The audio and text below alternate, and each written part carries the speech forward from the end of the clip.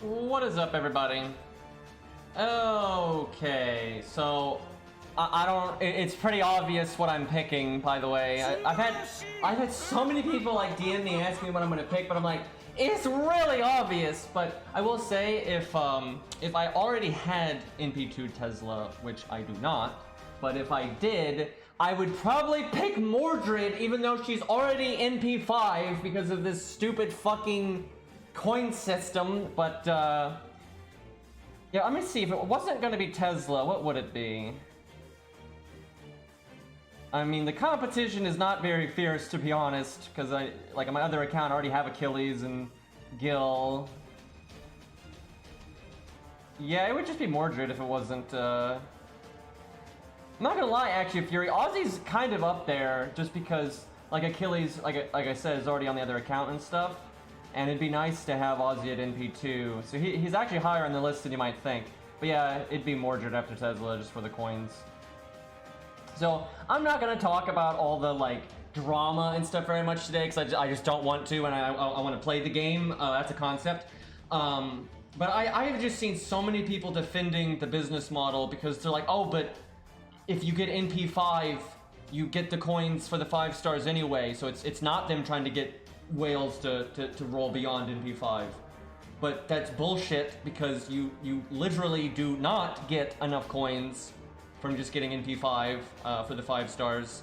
And you don't even if you get Bond 15. And let's be honest, most people are not going to want, let's say they added super popular waifu number 9 tomorrow. Most people are not going to be like, yeah, let me just get Bond 15. Right? Like, they're going to want to get the buffs right away, and they're obviously going to roll, if they're a whale, right, they're obviously going to want to roll beyond the Bond 5. Like, that's the thing, they're giving people an incentive to keep rolling, and that's what I don't like. Anyway, it's Tesla time here. So I'm pretty sure this time you don't have to do anything weird to like unlock them. I guess I just get the coins now. You don't have to do anything weird to unlock them like fully, where before you had to get them like bond 5 or whatever. You don't have to do that anymore. So if it wasn't for this new system area, I would grail him now. Now that I got MP2, I would just start grailing him right now. But you know, my priority is Ku, because of course it is, so I gotta get Ku up first. But as soon as Ku's done in the year 2977, we'll grail Tesla next. So he'd be the next priority. And then after that, probably 2 grails to Percival. I'm so sad that they're not using like super grails, because I seriously wanted to just throw 2 grails to Percival. Just casual, just 2 grails, no big deal, right? Get him to 90. Like my Lancelot is and everything, right? That'd be really nice. But now I have to wait like an ungodly amount of time, so I'm not super happy about that. But, let's see here. Where's the NP menus? So many fucking menus now. Not gonna lie though, pretty damn happy to get Tesla at NP2 finally. Did I click the wrong Tesla? That is the wrong Tesla. I'm glad I noticed. That would have been really bad. Yeah, there we go. That's the 91.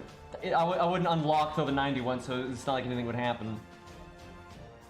But yeah, pretty nice to finally get NP2 here, because they just don't ever rate this guy up. I mean, they just don't rate this guy up. Like they always split rate ups, which are garbage. Get a little loud on the music there. Okay, feels good though. Like if I never get Tesla beyond NP2, that's good enough. That's the largest damage increase for him. So now if I just get him to level 100 someday, I'll be happy with that. And he's already 10-10-10, so. Yeah, as for the buffs today, are you going to pick Aussie on the Gwen account? I don't know what the hell I'm going to pick over there, actually.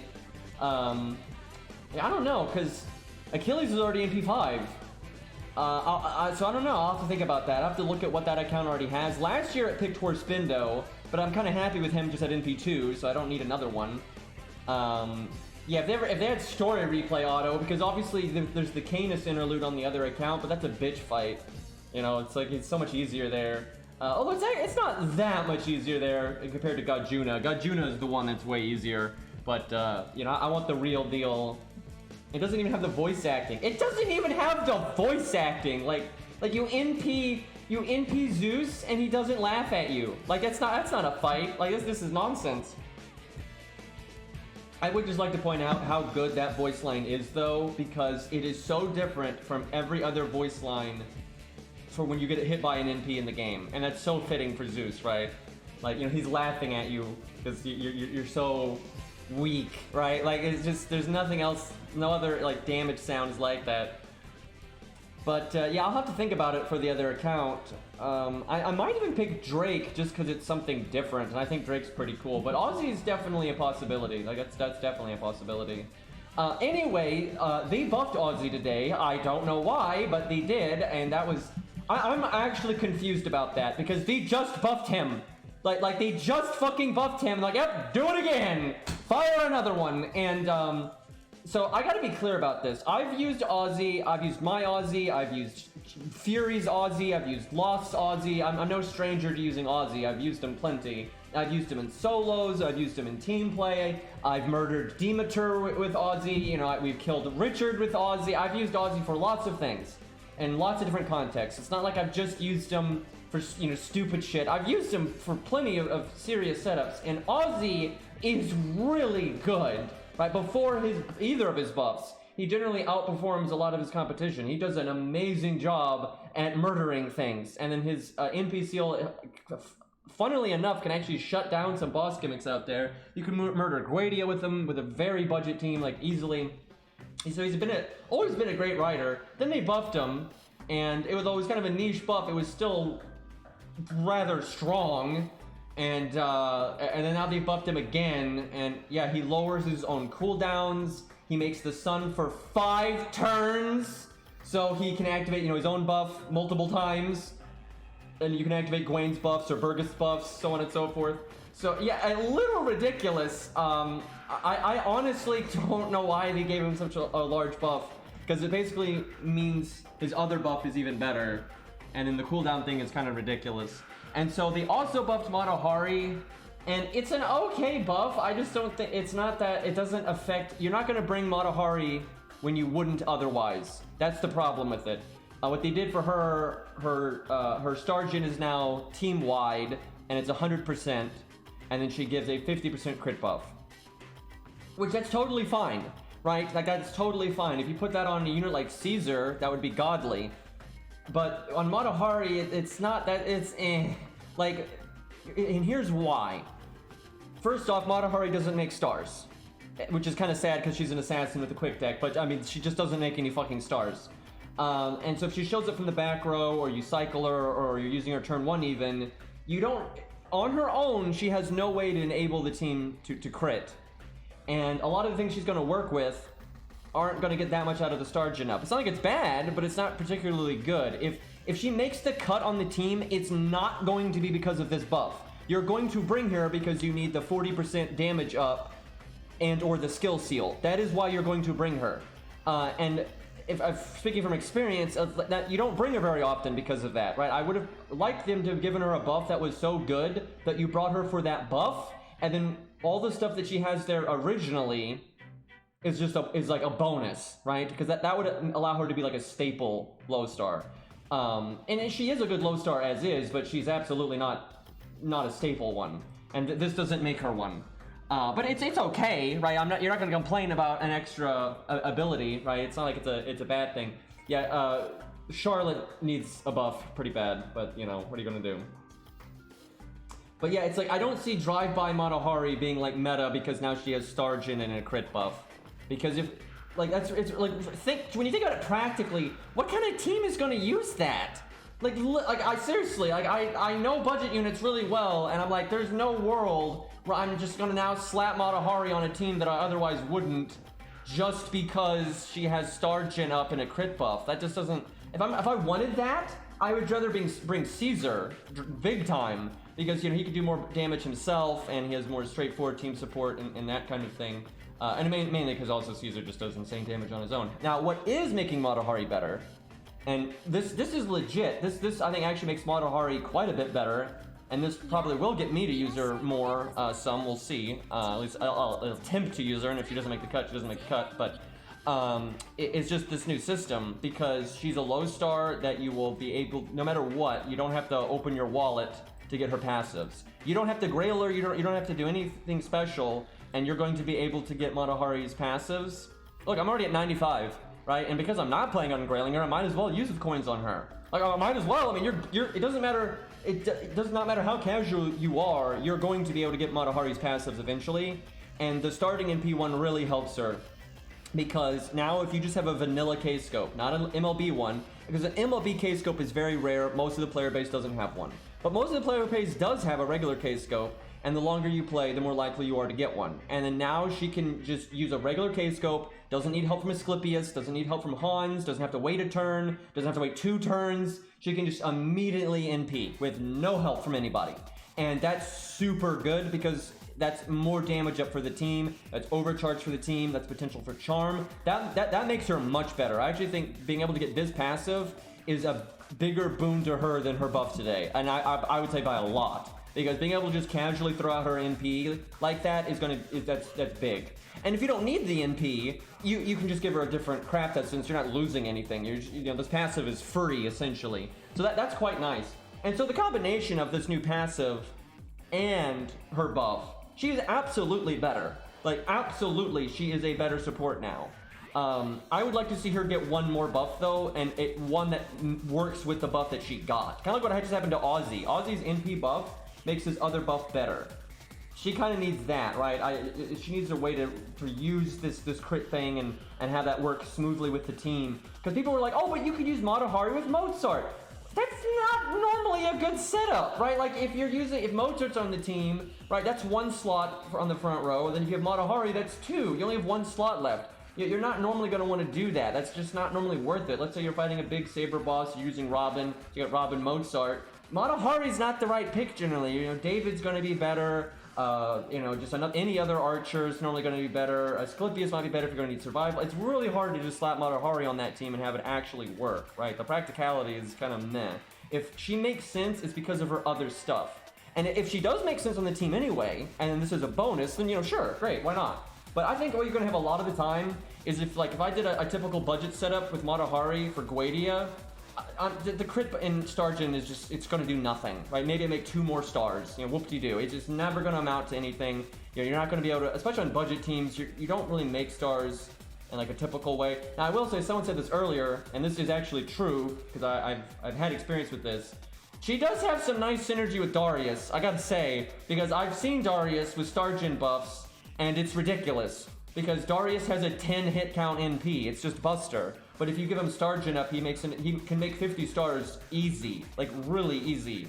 So if you do have a setup that is able to use Matahari and Darius like a budget setup, and that you're not like handicapping yourself because of that, that's gonna be pretty good, right? Because you could, the problem is though, what I see is way more practical still, is let's say you're doing Darius and a support, and you're keeping it budget, Qingong is probably still better. Because he gives you the battery, he gives you the damage cut and the defense up, so you can stabilize Darius for an extra turn or 2, and the extra battery combined with Darius's golden rule. You know, normally, as cool as it is, if you can get Darius to make a bunch of stars, most setups that involve Darius in a budget scenario, you're mostly using him for the big AoE damage and some okay normal card damage, and that's it. You don't even need the crit stuff. If you can get it, great, but what you'd have to do to get it, you have to sacrifice too much for, and it's not worth it. And I know this because I've used Darius a lot, but there are times where you're gonna get your NP anyway, so you don't need the charge from Qingong, and maybe just because you've got a taunt wall or mash or whatever else on the team, you don't really need Qingong specifically, and you can get away with bringing Matahari, and then her damage up on the key target will be enough, and then you get the extra star gem, then you crit something the turn after. Like, that's fine. That's totally fine. The problem is, though, I think what's way more common is you need to do more damage to all 3 enemies, not just 1 or 2 of them. And because Qingong gives you the buster up to hit all 3 targets with, and you are going to need Qingong's taunt, and you are going to need Qingong's defense up and damage cut. And that's kind of my main thing, is what I'm getting at, is Matahari is just not good enough, generally, to make the cut in comparison to Mozart or Qingong or even Caesar or just another DPS, right? She was already kind of a hard sell these days because the other things have just gotten so much stronger, and this buff just doesn't affect it really. This isn't, there's no way this is gonna be like, oh, now she's worth bringing, like that. It's not. If anything it's this passive that we have highlighted right now. If anything makes her make the cut where she wouldn't otherwise, it's definitely this passive. Okay, well, let's, speaking of Matahari, actually, I've done her buff, but I haven't leveled her skill as much as I probably should. Let me see if I can, I don't remember what her mats are, though, so this may or may not happen right now. Wait, who are you talking about, Ari?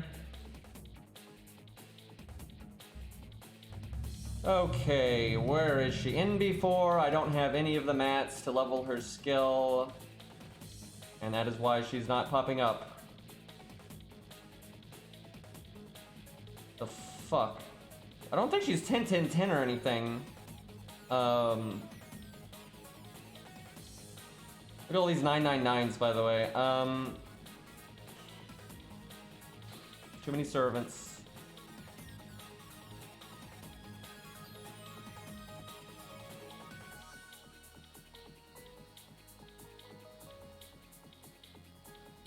There she is.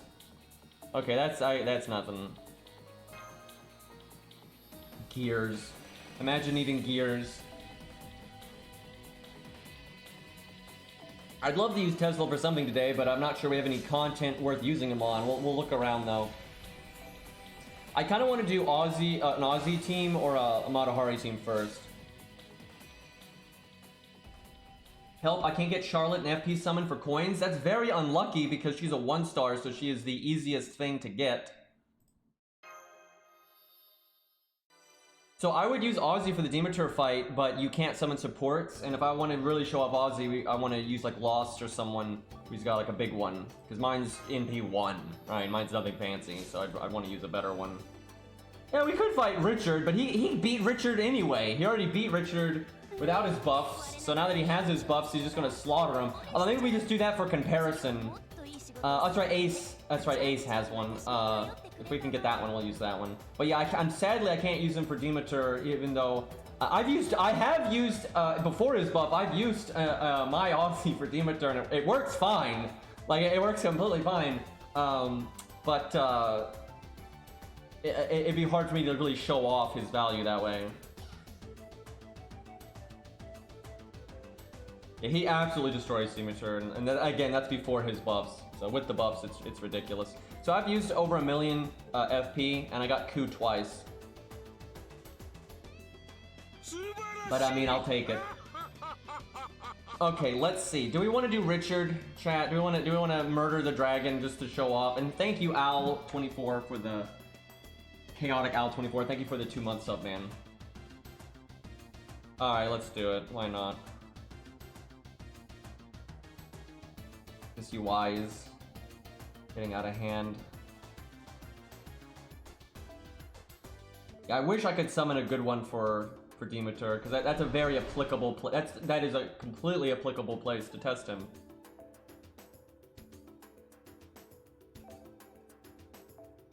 Oh, well, there we go. So we don't have any chance you're in chat right now, Ace, because if you are, we could definitely get some better command codes than this. And that's also not that's an okay CE, but it's definitely not what we would like gun for. But let's see, does he have, nope, no passives, feels bad. Yeah, I'll send him a thing on Discord. But he might just be busy, who knows.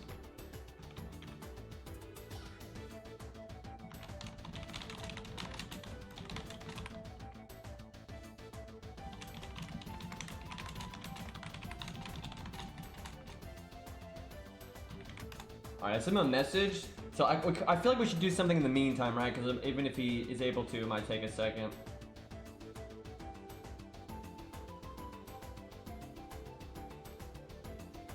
Which CE is that? Not getting me, chat. You're not getting me. That is the one fiery person on a motorcycle CE. That's what that is. Which should be a welfare, by the way, but it's not going to happen.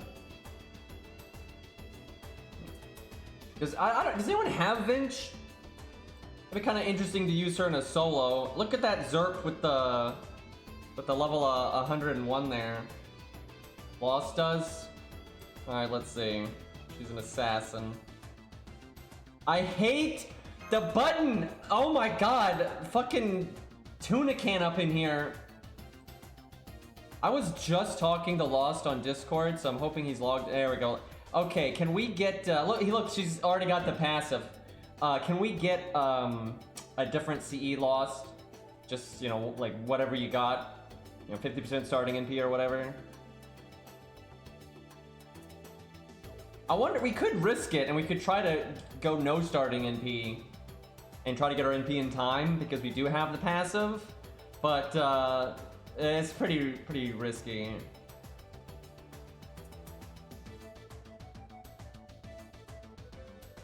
Yeah, if I could guarantee that we got like our art card on turn 1.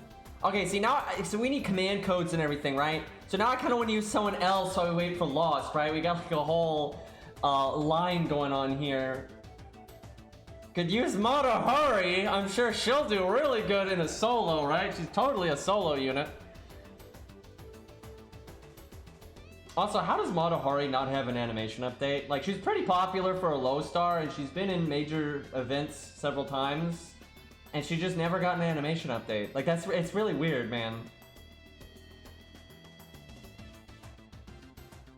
I hope Europa gets buffed. I think that'd be pretty fair. And Sanson, Billy, like, goddamn. Did you just cast her animations?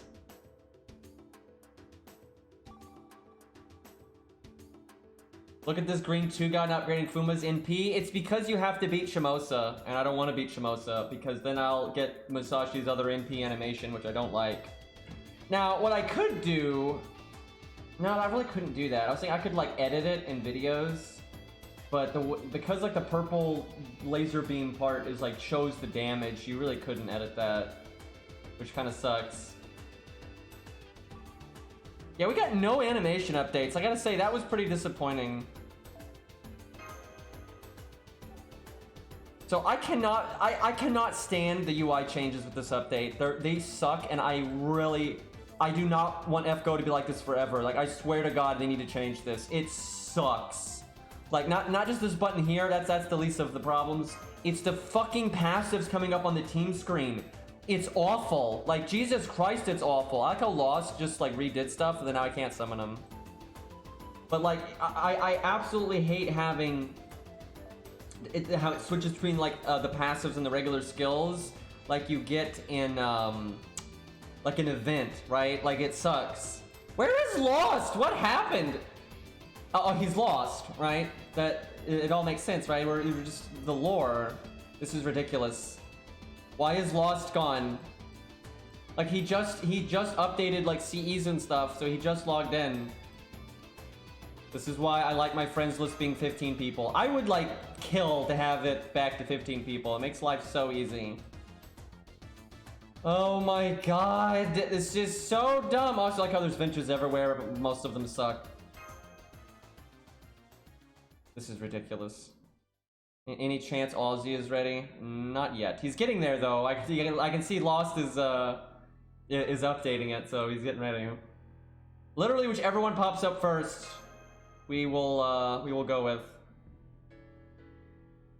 Lost is dead. Lost is a dead man. He's been assassinated. He's gone. He's out of here. Like, I've refreshed like 6-7 times now, and there is no Lost here. We got Cairo though. I could summon myself. Let's see if Aussie's ready. Like how our backup isn't ready. It's kind of a mess. Alright, there's Lost. Jesus Christ. Like, what the fuck was that? So let me guess, Lost, you just don't have command code unlock things, so you can't give bench command codes. That would be my guess here. Well, that's obviously going to handicap her, but she is level 90, 10, 10, 10, NP3, blah, blah, blah, blah. Oh god, this is her stage 3, isn't it? Or which one is this? Yeah, this is stage 3, I think. A little too fancy for my tastes. I think our first one's the best because it's just guns, right? Let's see. She wants Atlas. There's no way she doesn't want Atlas.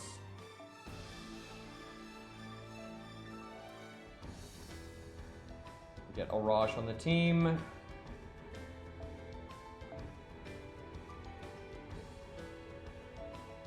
Okay. I find her stage 3 really weird. I'm with Cairo on this one. It's like, it's all like magical and mystical, but then she's still using guns, which is just kind of weird. Where the first stage is just, it's just regular gun stuff, where the third stage is like magic gun stuff though, and it's just kind of weird. Also, I generally just don't, I'm normally not big on the super fancy stuff, so big surprise. Okay. Well, the good news is we're gonna get our NP no matter what. Do you think the new passive is enough that you're gonna see, like, starting NPCEs be less meta? Or especially for, like, soloing and stuff? But even for, like, budget teams, because budget teams don't have things like waiver and stuff. High starting NPCEs are highly valued. I kind of wonder if it's enough, right? It probably depends on the unit. I think for soloing, it's definitely a thing. Units that have just halfway good NP gain, I think will want to get greedy and just hope to get lucky when their taunt walls are alive and get their NP between the passive and their normal cards. That adds a lot of RNG though, which is pretty obnoxious. But I think when some people are really pushing it on value, they'll gun for that. Because 20% definitely helps. Also, there's way too much like tail going on here in this stage. Like, dear God. Hey Ace. Yeah, we'll use Aussie after this. I'm assuming he's ready to go. Alright, we want stars, so I guess I just do the one quick.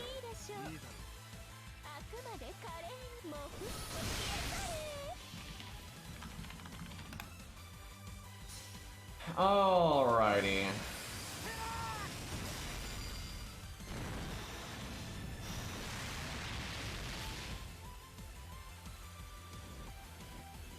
So we don't want to do our first skill right away here, no way. We only have 10 stars. I'm thinking if I want to do the second skill or not.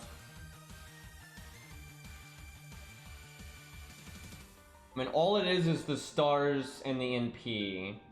So I want to make 20 stars right now. If I use my third skill, we get the crit buff.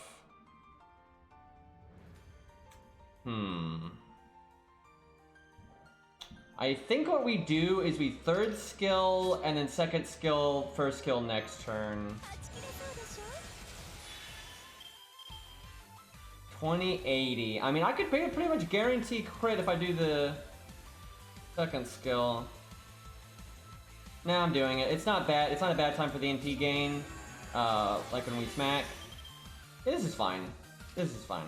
And we'll do the first skill next turn. That's probably worth it. Okay.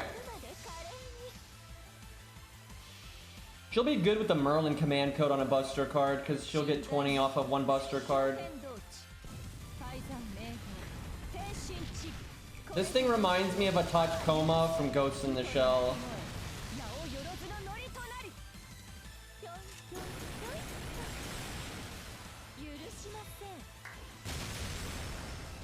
Yeah, that's a good point, Za.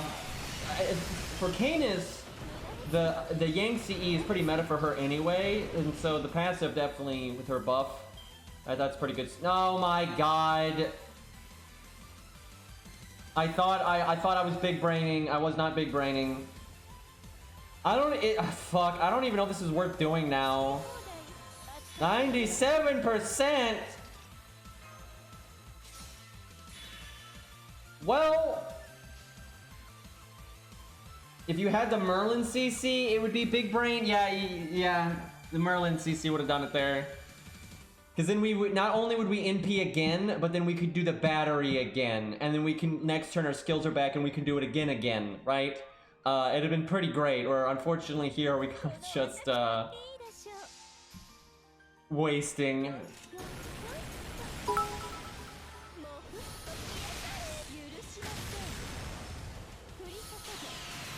Hey, thanks for the 3 bits.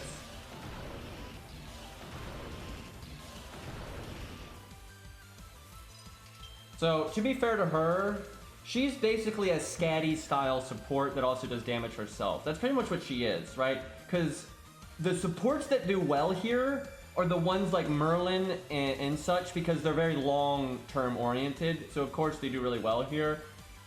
She's not going to do as well here because she's way more bursty, and this fight just does not reward burst, like, at all. Yeah, she's basically Buster Scatty with AoE damage, right? That's clearly not going to be rewarded here. So I'm not surprised she's not doing great. Also, though, with command codes, we could do a lot better than we're doing right now.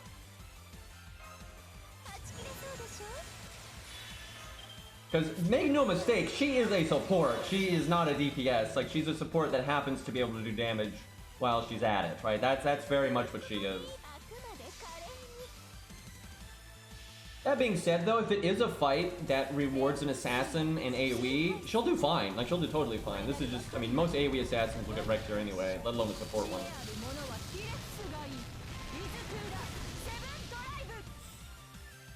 We'll use her again later when she's got command codes and stuff, because I'm sure we can have a better showing than this. So I suspect her most popular stage, like Ascension Watch, don't kill me. For fuck's sake! Okay. Yeah, you're so cool, Richard, with your day one animations. Nice shockwave, asshole. Yeah, we need to do that again. We can do way better than that. We can do way better than that. But yeah, I think her most popular is going to be her stage 3 and her stage 1, which is funny because someone just said they like stage 2. But I think 1 and 3 are going to be her popular ones. But I don't know, we'll see.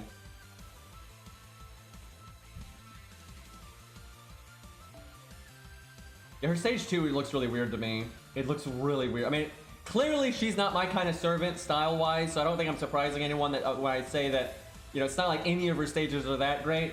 But, like, I really don't care for 2 and 3. Where 1 is kind of just what you expect from her, right? And with the guns and everything, it kind of works, so. But Vinch is not really my favorite character by any means, so. Alright, we'll use her again in a second, but let's see if we can get Aussie in here. I'm super excited to see Aussie murder some shit, so...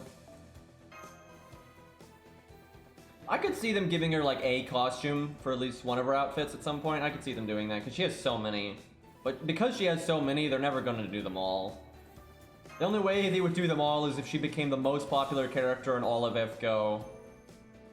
And, like, they made so much money, right?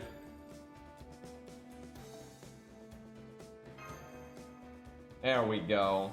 Alright, nice CE, all that stuff. Do we have any passives? We do not, but that's kind of to be expected at this point in the game. I don't expect those to be common at all. I do expect them to be common for low stars in like a year, right? Like, eventually the low stars will get most of their passives, but what is his third skill anyway? What is his class?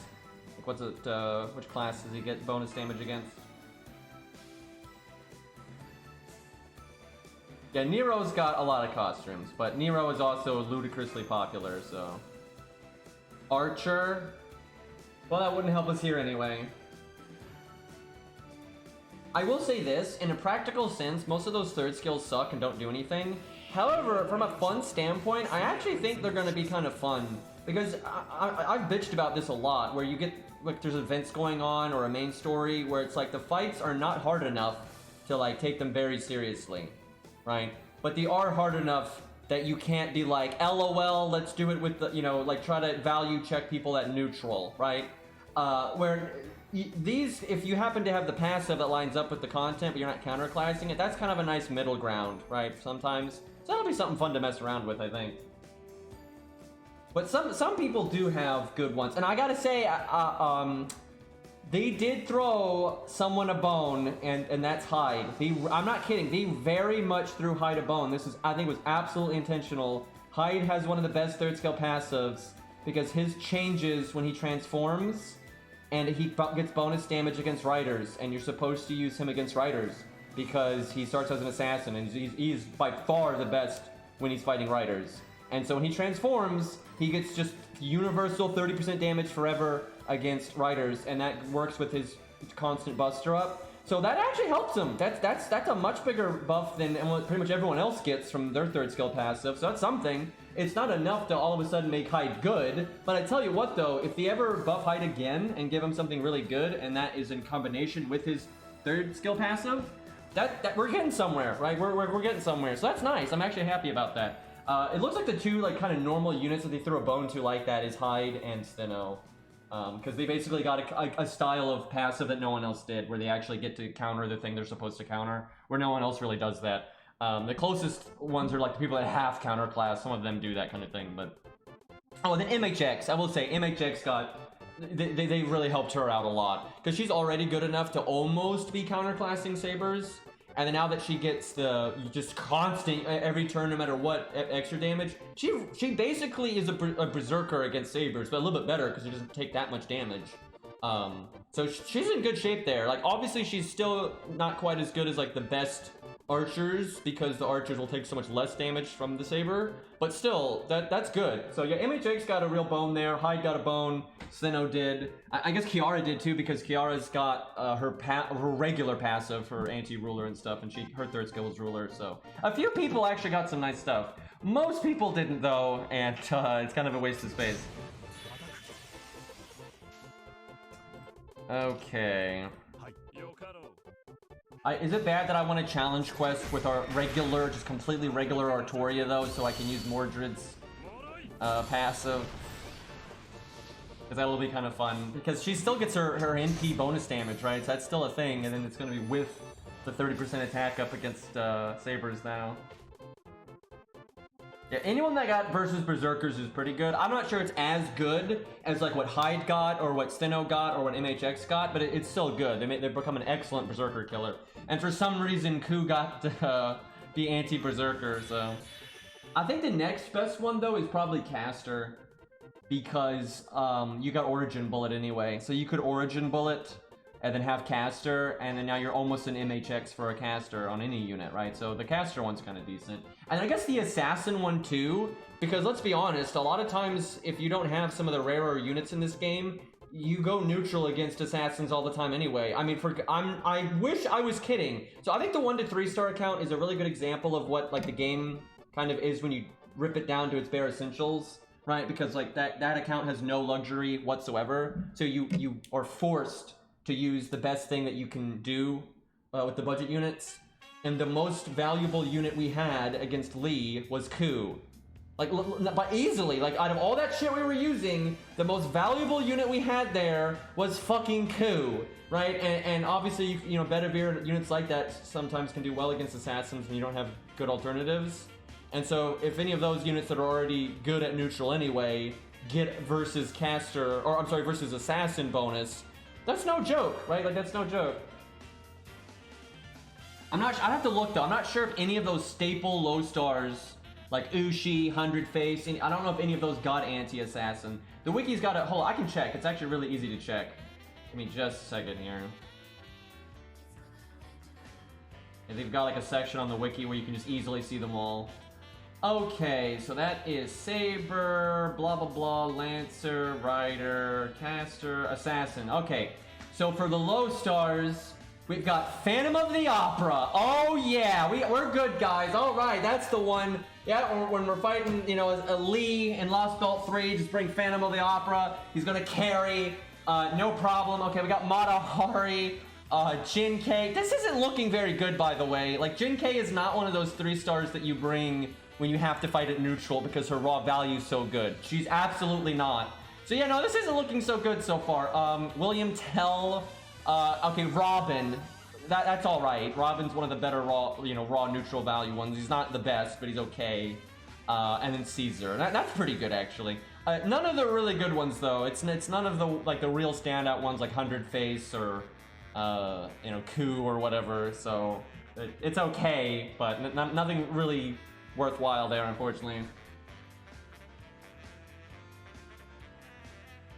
I wish fall. I wish. Maybe someday. Alright, let's try not to kill anyone here.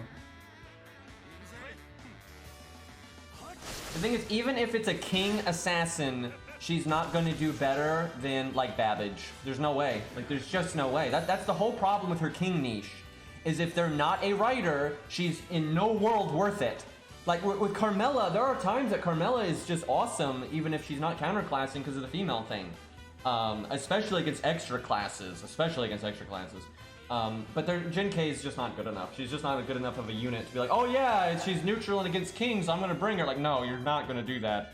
Unless you just like Jin-Kei, obviously. But in terms of practicality, you're not gonna do that. However, hopefully Jin-Kei just gets another buff down the road, and then I think she'll be alright then. Alright, that's enough for this nonsense. Let's focus on Aussie versus the Dragon here. Do you think new servants will get handcrafted, Pat? No, I don't think so.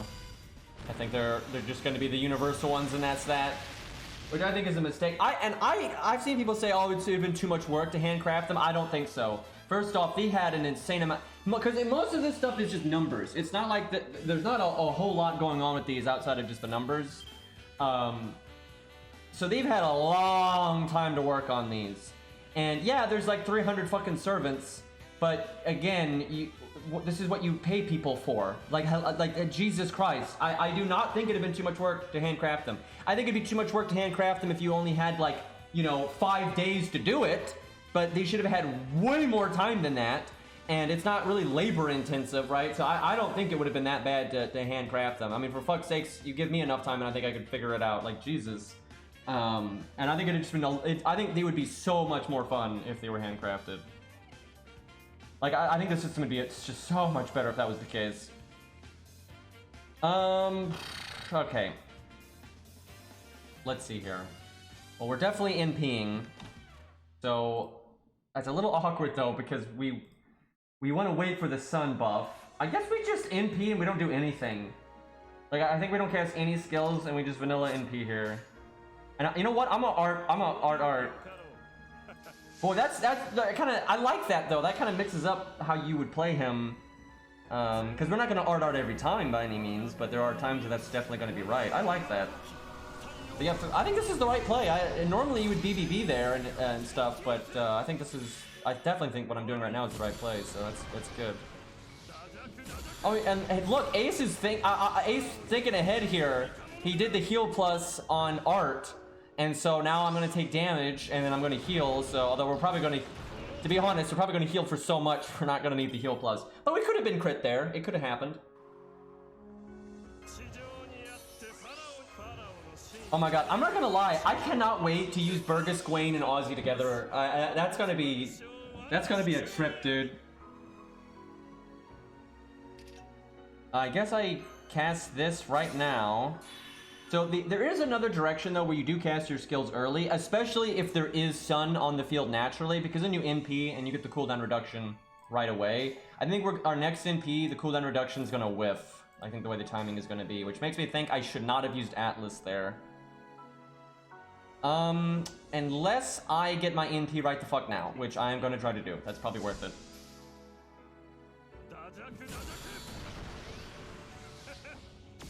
The problem is, Richard has a very low hit count. Oh, we got the Art crit, it doesn't even matter. Which is good, because Richard buffed once, and did not crit us. Alright, cooldown reduction time. I think we're gonna win, chat. I'm pretty sure we're gonna win. I like how everyone else with Imperial Privilege, you know, those pleb emperors and pharaohs, they have to roll the dice on their Imperial Privilege. What a bunch of scrubs. Imagine having to roll the dice on your buffs. Aussie just gets it every time.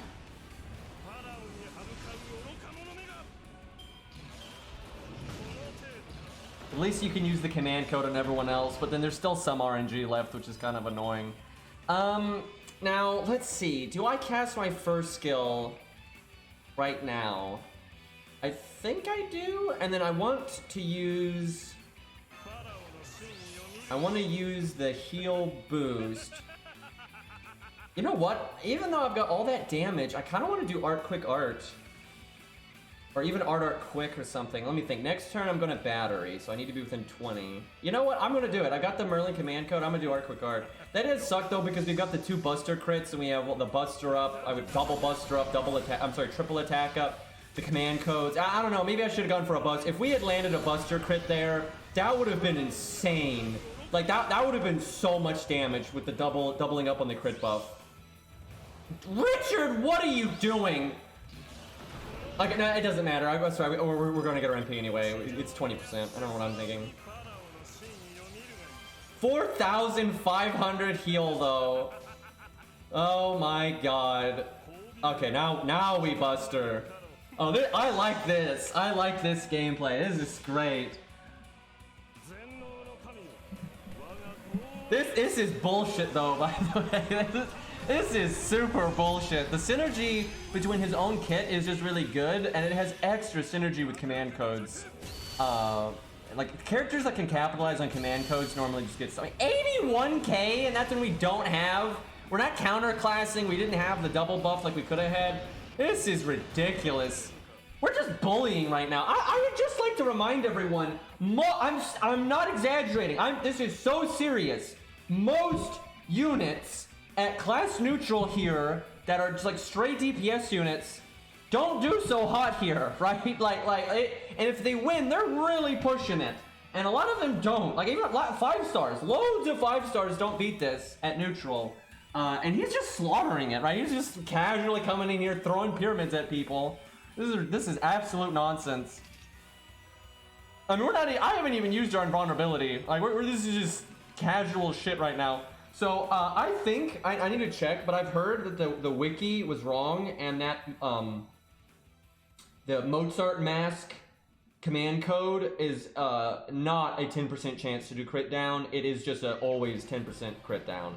Which, I remember day 1 I said that might be the case, because I didn't have it yet, so I hadn't tested it. And I still haven't tested it, because I'm a lazy fuck. But, I had a feeling that the wiki might have been wrong, because the wording, all of the wording on it was really messed up. It was like, the sentence was just like, what the fuck?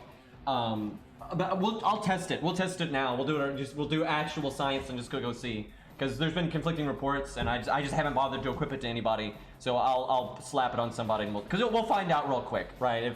If it is 10%, we'll know very quickly, because it won't apply most of the time. So, what do we do here? Honestly, his NP is so broken now that I kind of like quick art again. Although maybe we do it when Merlin is up. Yeah, I think we do it when Merlin is up.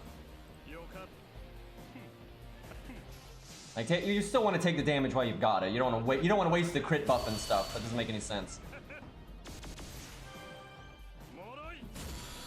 So Ozzy, I would say now only has one weakness as a unit, and that's that he doesn't have hard survival. Now, and you know, sometimes he's got loads of soft survival. He has so much soft survival that he's got the best kit you could have for not having hard survival. But if there is a boss that's like doing Gajuna damage, or NP spamming or something like that, he's still vulnerable to that. Now you can compensate for that on a team, but sometimes that's a problem, and you know, so it is a weakness. But his strengths are so strong that a lot of times it is worth it if you bring another unit to compensate for it and things like that. So I think he's just a fucking god tier writer. I think he's and I think he already was. He's always been a really good writer. But yeah, I just think he's like super good now. Thankfully, I think his animations are good enough that it's not the end of the world if he has to wait a while for an animation update.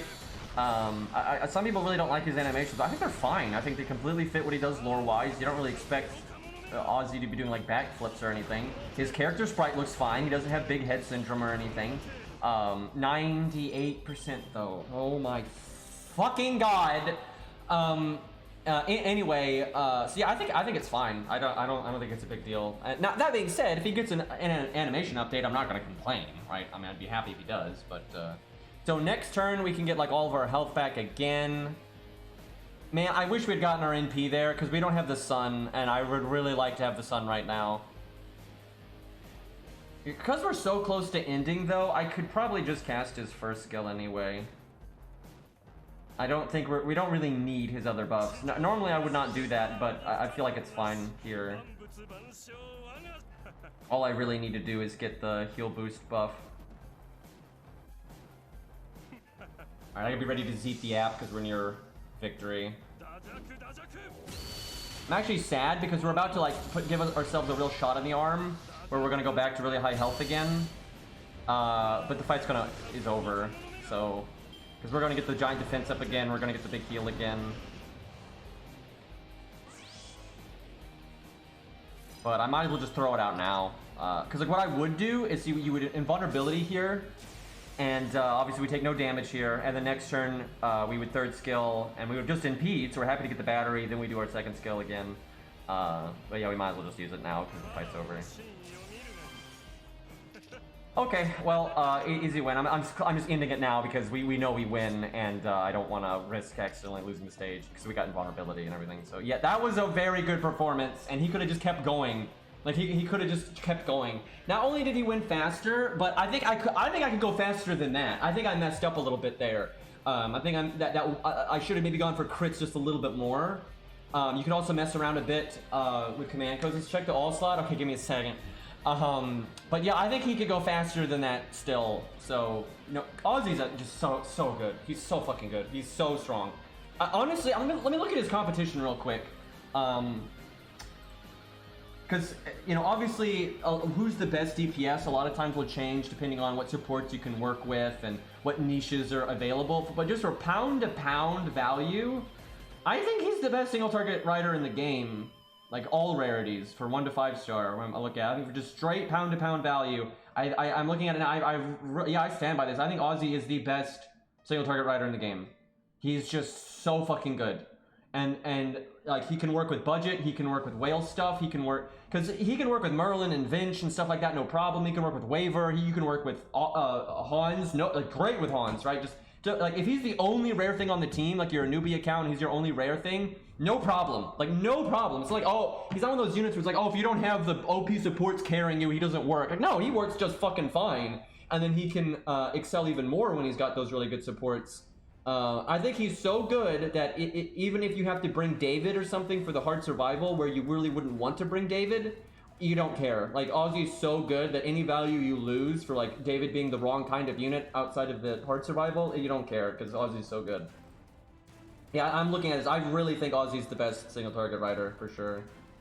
Someone is asking to use their Lobo versus Guadia. We can do that in a minute, sure, why not? I think he'll get destroyed, mind you, but, I don't know, maybe they're going to impress me and they're going to have, like, the passives and he's 120 already or some crazy shit like that. But, I don't think so, because if you want to get to level 120, you, 1, need to wail like a motherfucker, and, 2, you need enough XP to level 20 servants to level 100. Which, yeah, that takes a minute. Like, that takes, quite a minute. Maybe we do the Lobo thing now. Let's see what Otto's got here, though. Oh yeah, we need a ruler to use that on. Do you got the passives yet? Let's see. Yeah, you got the third one. I don't know if we have anything that's like really worth fighting, though. Let me think. I do have an interlude stage with the ruler, but it's not a particularly good stage. We need like story replay. There's a few in story oh god, you could do the Gilius challenge quest. That'd be a good one, because there was a ruler Jana there, and AoE's good there anyway, so that'd be a really good one. She's probably fine against the dragon. I feel like we've done that, surely, right? Let's see though. Up here, right? I keep forgetting. The menu is just so cluster-fucked these days. Really weird seeing Guadia as like a previewable enemy like that. That's kind of strange. All right, who do I gotta add here? Who's wanting the? Have they already sent me an invite? Let me see. I'm assuming they'll put it in the all slot.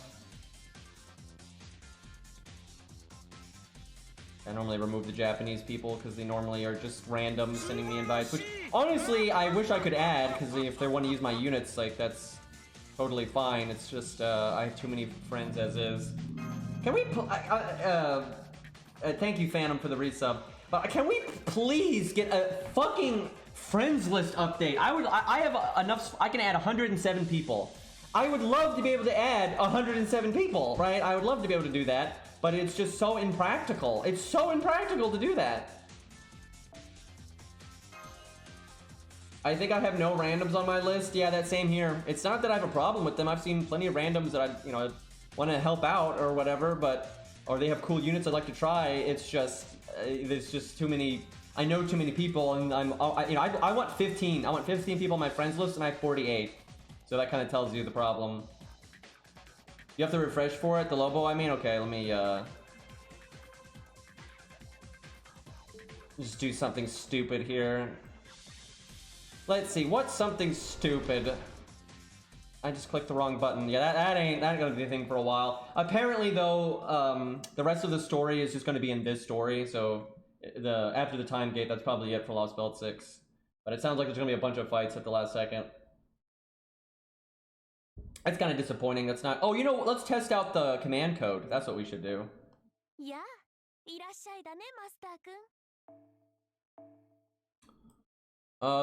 Who to slap? I know who I want to put it on if the game will let me, but I'm not sure I actually have the cards unlocked. I do. You know, I'm really pushed for command code unlocks these days because they don't give them out much anymore. But of fucking course. I've unlocked Phantoms, though. There's my priorities. There's so many servants that it's annoyed me that I don't have their cards unlocked, and it's made problems for me. And I'm like, God, will they just give out more keys? But no, of course, Phantom, though. Phantom's got his cards unlocked. That would just, I mean, that would just be ridiculous if he didn't, right? I mean, how could I possibly, how could you get through FGO and not have his cards unlocked? All right, let's see what happens here.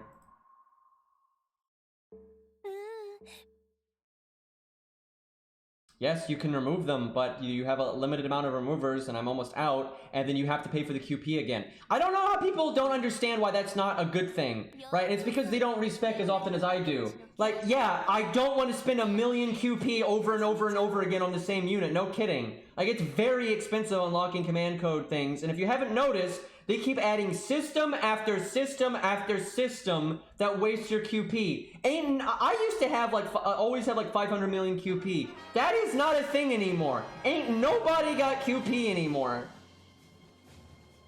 Like, there's no world where I'm like, yeah, I wanna use more, I wanna unlock the same command code slot multiple times. Like, of course I don't wanna fucking do that. And I'd rather they just give out keys. Like, Jesus. We can just punch anything in the face, really. Mordred versus Phantom. As easy as Mordred is to solo here, Phantom is gonna get destroyed. Abso-fucking-lutely. Although if I gave him, like, proper command codes, because I didn't really give him any there, if I took this really seriously, he actually might be able to do this. What was that? Because that red hair boss fight, I am absolutely not exaggerating. That was like vanilla Phantom at his limit. That was like, that is the hardest thing he could solo. That was so fucking hard. I have never min-maxed something more in my life in this fucking game than that stupid Phantom of the Opera solo. That fight might actually be harder than this Mordred one. I'd have to actually look at their stats and stuff, because he hit hard. His normal card damage was high. And he had a break bar and stuff. So honestly, if he was able to do that red hair stage, he potentially could do this one. Let me check. I'll look it up. I'm not exaggerating though, dude. That is absolutely, at least for solo, that is the most min-maxed solo I have ever done. I spent so much time on that. I tried every command code combination you can think of, with Mystic Code combination, with CE combination. I did that stage over and over and over. I tried so many things, and I would try each thing multiple times until I could see the low-high roll with like RNG and stuff. Fucking stupid, dude. And that just a random ass boss fight. Okay, let's see. Okay, first health bar 200k. Second health bar. Oh Jesus! I mean, he is counterclassing, so it's not exactly the same. Second health bar looks like it's like 272. I'm surprised he soloed that, honestly. Especially because some of the gimmicks there were quite nasty. So it'd be close. So, like, total health, Red Hair has a lot more health than Mordred, but Mordred's neutral. She's not a rider, obviously. So that's pretty tough. So he might be able to, though, because no break bar, no extreme gimmicks. He might be able to do it. It'd be tough. It would be tough. He's definitely not doing it right now, though, because we're not min-maxing at all, so he's going to get wrecked, but...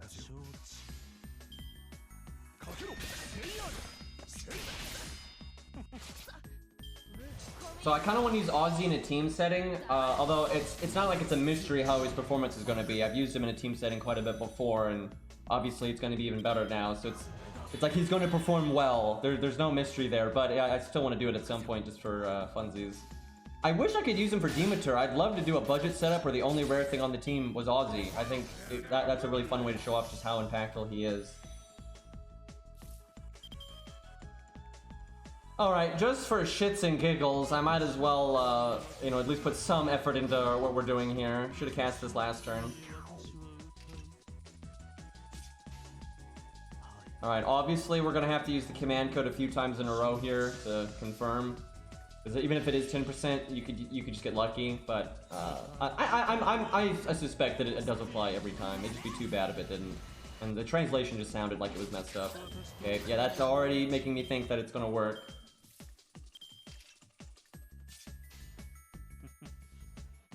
I don't know why I'm doing it last.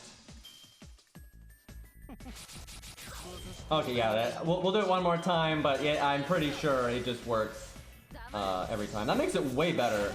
That makes it much, much better. Now, it only lasts, though, the one turn. So in a solo, that's good enough, right? Because you can apply it every turn. But in a team setting, you're only going to be able to apply it once every 3 turns. But it still helps. It's good to slap on supports, because I feel like there's not enough command codes for supports. Like, there's just not. A lot of them are just meh. So it's nice to have a few more command codes you can just throw on your support and get some help like that. So that's good. I think that helps budget characters too, because they have issues with getting crit and stuff. So that's nice. I like this command code now. I'm really glad they added it. Alright, well obviously I could use evade here, but we just want the fight to end, so I'm gonna let this die. So yeah, just 10% crit down. That's gonna make a lot of obnoxious bosses a bit less obnoxious, so I'm okay with this. The only time 100 Face would use that command code is just if the boss has an insane crit chance. Because most bosses don't have a super high crit chance to begin with. So in 1 NP, 100 Face makes it so it's impossible for them to crit. So she generally won't need it. But there's maybe a few bosses you need to... Their crit is so high, you want to get some crit down on them before you get your NP, that kind of thing. Yeah, the translation that was out there was just wrong. So it looks better than that. Yeah, because originally, that's what the wiki said, Cairo, was it was 10% chance. But I remember when I first read it, I thought there was a chance that it was a mistake, but I didn't bother to test it because I was just lazy. But yeah, it looks like it's good. All right, let's see if we can get that Lobo. That must be it. All right, so we're in P2, 10, 10, 10. Not the world's best command codes for Guadia, but I'm assuming this is an ult account due to it being level 136 and having such an old craft essence. This must be an ult account. So my guess is you just don't have a lot of the better command codes out there, because yeah, these aren't really gonna do jack shit. But at least we're 10, 10, 10. Okay, well, I think we're gonna have a bad time. What I do want to know though is if he can get far enough. If he had the event bonus, if he could win. I don't think he's going to be able to win this one. But if he gets to like 200k or so, he'd probably be able to win if he had the bigger bond bonus. I really wish they'd made this fight with Guadia the same though, because it's just going to confuse the hell out of people, like with videos and stuff. So, this craft essence has always been good, and hey, QB, thank you for the 2-month sub, man. Was it Bella QB? This craft essence has always been good, but it is better now with the passive thing, because it gives you, let's see, 60, so you're 80. You get 80% starting MP with this thing. That's really good. It's K-scope, right? It's fucking K-scope with damage up. But however, though, if the person who has this Lobo, if you're in chat, by chance, do you have a different craft essence? Because this is not a good craft essence for Guadia. It's quite bad, actually, because starting NP is just worthless against Guadia. And so you want long-term oomph. So we'd be better off with Imaginary Round, Yang CE, Black Grail, especially Black Grail, and stuff like that. The Yang CE is probably the best one for Lobo, but only if you have a burn command code. You have to have a burn command code. But if you have a burn command code, and by some miracle... Oh, is it you, King? Yeah, no one's fucking name matches, but yeah, this is a terrible CE for Guadia. It's a good CE in general, but it's trash here. It's completely trash here, because starting NP is just almost never good enough, and then this thing has extra starting NP, and that's just because it's super pointless.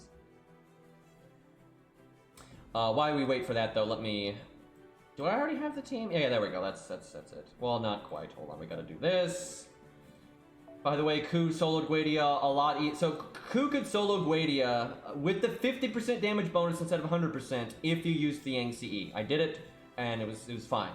But it took some RNG though. You needed to get a little lucky with when Guadia quick charges and stuff, so you could get enough PFAs to win. But it didn't take too much luck. But it definitely took a chunk of luck, like definitely. However, because now he's got his extra attack does 50% more damage, and he's also slightly higher level, it's quite a bit easier now. Like it's pretty smooth sailing. And then if I ever get to 120, then it'll be even easier still. So yeah, Ku's got. So before the buff, Ku's win rate was about maybe 35%, maybe 30%. Like it wasn't amazing. Now, if he had the full bond 10 though, then the win rate would be like 60-70%.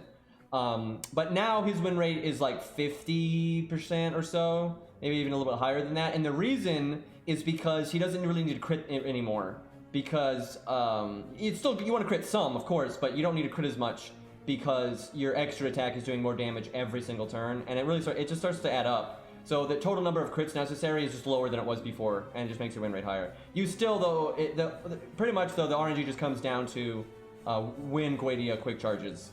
That's like the whole fight with the way the damage threshold is. I would be very interested in doing this though with Ku in the regular Guadia fight now, because I'm curious if you could win where the when Guadia quick charges, if it just doesn't matter. If you can win fast enough that it just doesn't matter, which might be the case, but that's a tough hurdle to get over there. Okay, so we need Curse Arm. It doesn't really have to be Curse Arm, it can kind of be whatever, but you might as well get stars. It just makes it more consistent. Like, the stars do almost nothing because critting doesn't do anything for the first turn, and that's the only turn you'll have the stars. But it's like, you got nothing else to do, you might as well. Alright, let's see if we got, like, Black Grail or something. Keep clicking the thing. Whoops. Now, if... I don't know about this. Like, Imagine Round's good, but if it's, like, not leveled up a lot, I don't know. So do you not have Black Grail or Heaven's Feel? Because even Heaven's Feel would be better. Because the way Guidi is, you know, you're just NPing so much, you want a big... You want, like, you know, hefty stuff. Because it's just not going to be fair. Like, we're going to see such an unfavorable showing for Lobo if you don't have a proper CE. Because basically everyone that we test here has Black Grail or something. Yeah, if you have Black Grail, that's definitely the way. Because we're just NPing over and over and over again. Still not going to be a very favorable showing for him there because I'm assuming it's not leveled much and it's not MLB. Because again, well, he's 2k full though, that's good. Because yeah, basically, almost anyone that does this, you know, if they're not a cavalry class, obviously, they're, you know, super pimped out. So he's not super pimped out, so we have to just kind of keep in mind he could get a good chunk more value here compared to everyone else we use here.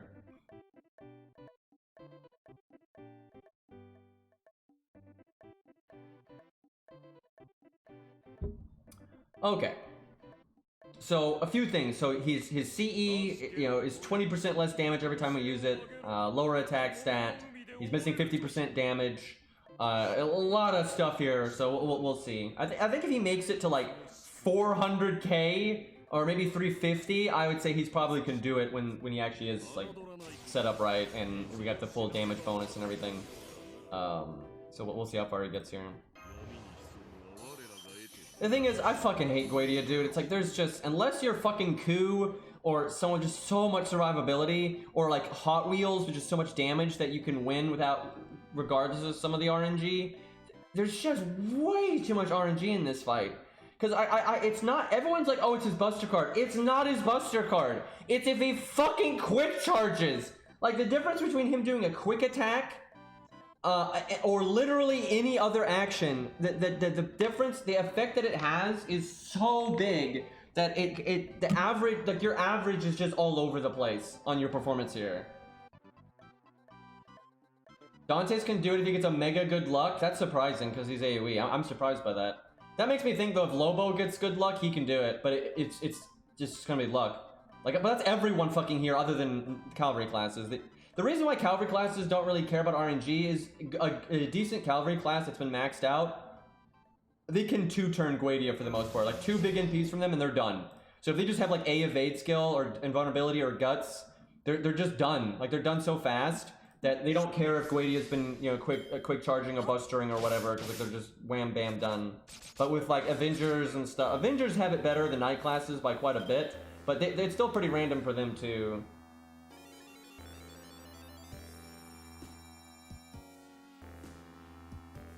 The music knows. But yeah, Guidia is pretty frustrating like that. Like, with the cavalry classes, it's not fun. This is, how do we have a hand this bad? How do we have a hand this bad? We have so many quick cards. God, Blob Dance is so good with this song though, but we have so many goddamn quick cards, and this is our hand right now. Well, rip Stargen. Yeah, we used Vinci against Richard, but we need to do it again because she got terrible luck and things were really fucked up, so we need to do it again. She didn't do terrible though, to be honest. I mean, for a support, a burst support, I actually would say she did pretty well.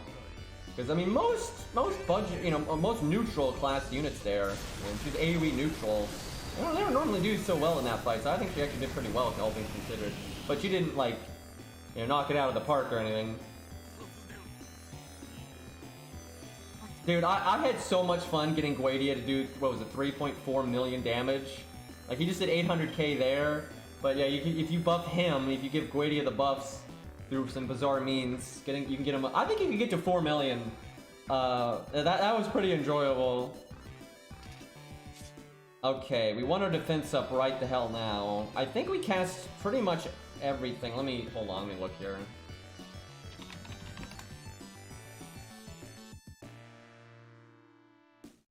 definitely want the attack down. Is damage up? Okay, I think I don't cast my second skill. So I think we do our first and third. Lobo is so cool, by the way. I love his character. He has, I stand by this, he has the best Valentine's Day scene out of all of them. It's not even close. You know, sure, there's some other good ones. Because I think a lot of the Valentine's Day scenes are pretty generic, and I don't really care about them. But there's plenty that are good. There's plenty that are good. But I think his is absolutely the best. Ryoma's is pretty good too. Just because, like, they go one direction with it, then they go the other, right? Like, it's just funny with the. You think she's gonna be super mad, but she just wants chocolate herself, right? Like, it's just really funny.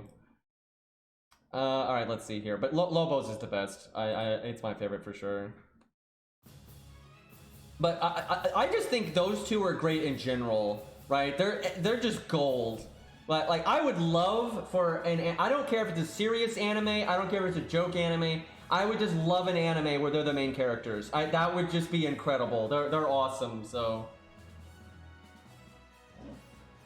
Alright, we want our NP over everything, but I also want to be able to crit next turn. See, chat, clearly I should be using Hercules here. I like how we did that, and we put him in the front row, and pretty much everything went wrong, and he still won. And like, no problem. Like, he just absolutely shredded. And he was in the fucking front row, right? Like, it's ridiculous.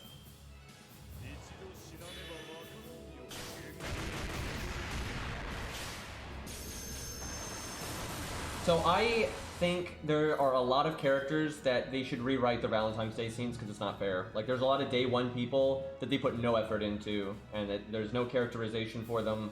And some of them, their scenes are like 5 seconds long, and it's like they really need to rewrite those. It's not fair at all, right? Like, what the fuck? Yeah, like Atalante, it's not even a scene. It's like there's no characterization there. Like, there's nothing. It's garbage. Yeah, it's most of the year one ones are really bad.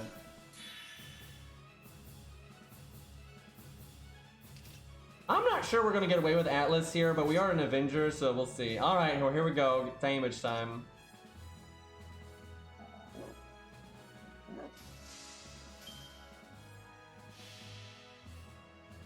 Oh, there's a bug right now where your crit chances aren't being displayed properly. Because the thing is, we didn't have 100% crit chance, which should be obvious because we made no stars, really. That's like a known bug right now where it's not that 100% crit chances are failing, it's that the game is showing you crit chances you don't actually have.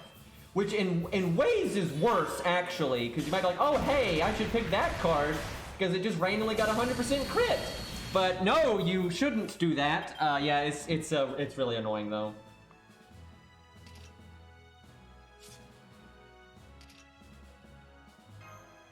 So we're not gonna get very far here, but I'm telling you, it's not Lobo's fault. It's just it's all the little things. We don't really have the right CE. We don't have good command codes. Like I think if you actually can set Lobo up, I think he can probably beat this. That might sound weird, but like I think he can. Like with some different command codes, I think we can do a lot better. We'll see. We're not out of this yet. Like there's a lot working against Lobo here.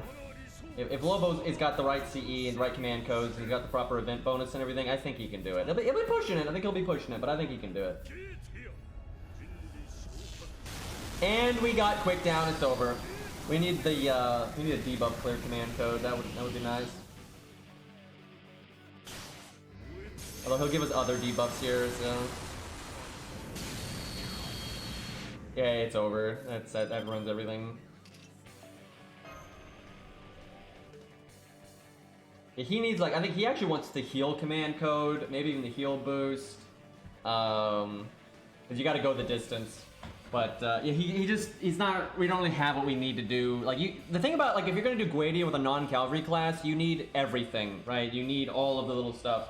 Like Ku can do it, but Ku could never do it if he didn't have the right command codes and he didn't have like the right CE and the CE being leveled and limit broken and that. Even a Hot Wheel, same thing. He's got to have all the right stuff, and you're so disadvantaged if you don't, because like you got to be able to capitalize on the NP spam essentially. Unless you're Orion, yeah. So Lost was messing around with Orion against Guadia, and even with all the nonsense, Orion is still best there with MLBK scope, so you can just NP right off the bat and just go. And he said his win rate's like 80%, pretty much. And with other CEs, he could still win, but the win rate wasn't as good. But yeah, it doesn't surprise me that Orion has one of the better win rates there for a night class, because just the way he works, he doesn't even care about the gimmick that Guadia has.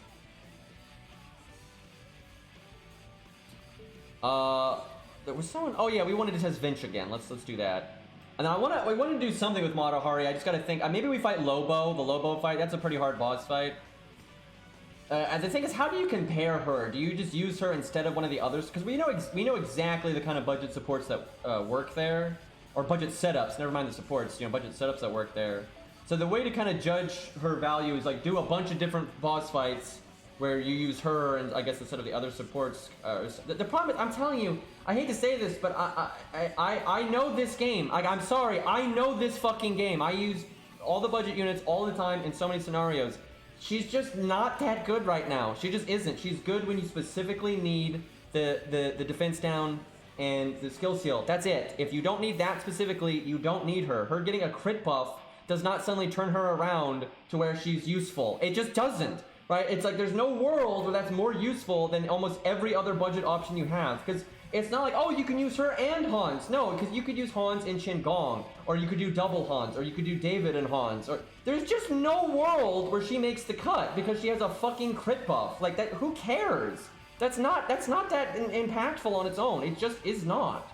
Like because anytime you use her, you're giving up the ability to have used something else.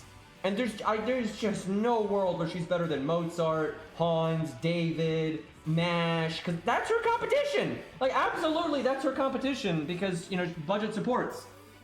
There's not enough synergy there for it to be like, and it's the only time it's good is when you need what she does, you know, originally. That's when it's like, I could have made Matahari work anyway. And then as a bonus, you have crit stuff. There's no world where like you look at like the Lobo fight or even Guadia and you just slap her on the team now and she's going to get a bunch more value. She's absolutely not. Like, she's absolutely not. Yeah, the opportunity cost. I'm so glad you said that, Cairo, because I'm really bad at articulating that, but that's exactly what I'm talking about. It's not that like she's, you know, all of her skills are bad and like, you know, she can't do anything. She can. It's just she's using up a slot and there's other budget supports that are just better than her.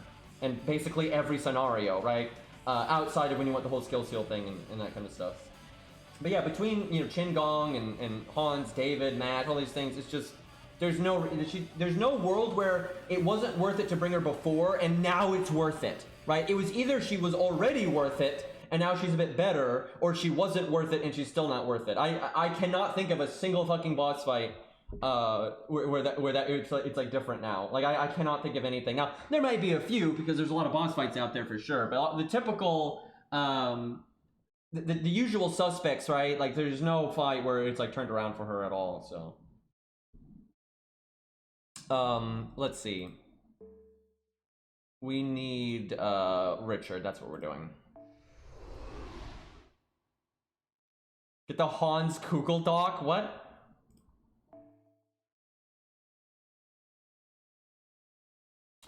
I killed the music. Alright, let's see. Vinch, that's what we want. Oh hey, we got command codes now. That'll make a hell of a difference. Like that'll make a hell of a difference.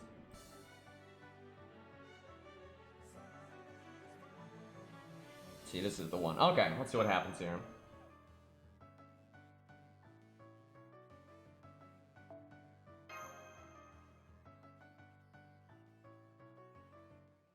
Yeah, we should try Lobo again in a second because that was such a bad, the RNG on that one was, it wasn't, the RNG actually was fine up until the quick down.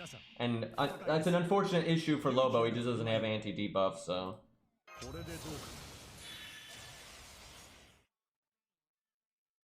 Lost was hitting them doors. Oh, were you out of QP, Lost? Is that why? Did you not have the QP? Because I know 5-star command codes, it takes like 1 million or 800k or some shit. Yes, feels bad, dude. I don't blame him though. Fucking everybody has no QP anymore. There's just system after system after system that passively drains your QP now. I fucking hate it. I don't think it's fun at all. I think it's lame. Because there's a million other things we need to farm right now. It doesn't matter that the doors drop more QP now. It doesn't matter. Because you need, like, you need a billion bells, you need a billion bones, you need a billion hero proofs. We need XP cards for days. We got all these new units with new mats. It's like, what the fuck? How are we supposed to waste AP on a QP right now, right? Like, it sucks. And you got fucking, and then faux pas every week show up and are like, hi. They're that fucking Super Meat Boy emote right there, that right there. That every time you get a faux pas, that's the faux pas. It's like, yeah, I'm supposed to have the QP for this. It's ridiculous. Meanwhile, my 1 to 3 star account has never done a QP daily, never, and it's got the old QP cap because you know, 1 to 3 stars, lol. All right, she's got her NP no matter what, so I just want to not kill one of these and make stars. Do that. This golem has got the defense up anyway. I'm really curious though, in the long run, like out of all the Vinch fans, is stage 1 or stage 3 going to be the most popular? Because they're so different, but I think they're definitely going to be the 2 popular ones. So I'm curious which one ends up winning. I don't know, maybe stage 2 wins, but I don't think so. I know there's a few of you out there. You know, there are dozens of us. You know, there's always a few, but I don't think her stage 2 is going to win the popularity contest. The thing is, you shouldn't feel, if you like stage 2, you shouldn't feel bad. You get the rare one that no one else uses, right? You get to be the unique snowflake, right? So it's not a big deal. Yeah, we could do a poll. Obviously, the thing is, my viewer base is a very biased sample size, right? Now that's going to be true for, you know, almost any viewer base, but you know, it's certainly not good. But yeah, why not? If we can get a poll, let's get stage 1 Vinch versus stage 3. I mean, okay, we'll put stage 2 in there too. You know, who knows? Maybe stage 2 will win, but I think for the community at large, I don't think it's got a chance. Do I do double quick? Yeah, I think I do. That's good, actually. This is about as good of an opening as we could get. We got our NP. We've made a lot of stars, so that's good.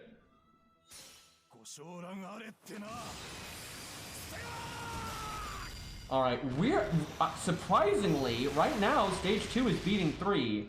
Though stage 1 is winning. Oh, now stage 3 coming up. 2 was winning for a second there. Oh wait, is this a corrupt poll? Did we let people use channel points? Because if you can use channel points, that never is. That's not even remotely. I don't know. This might be a no. Okay, it's a real one. Okay. You always gotta be careful with that because you can really skew data that way. Okay, no, yeah, stage 2 is losing now. It had a good beginning. It came busting out of the gate, and then it's getting shot down here. Ran out of gas.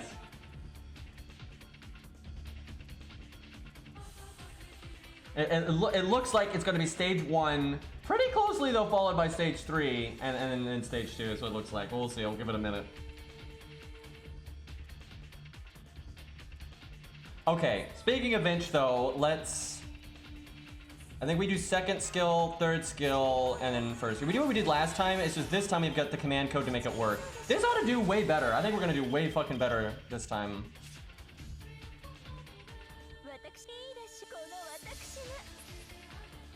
So, am I the only one that did not think Vinch's NP was going to be this at all? Like, I absolutely not. Like, there's no way this is what I thought her NP was going to be. I honestly, though, I like it better than what I thought it was going to be. I thought it was going to be some stupid, mystical bullshit, right? This is way better, so I don't mind. It's like Metal Gear meets a touch coma from Ghost in the Shell. There we go. Look at that. Now we actually get our fucking NP like we're supposed to. God, though, that health drain really sucks in this fight because this is a long-term fight and you can really feel that.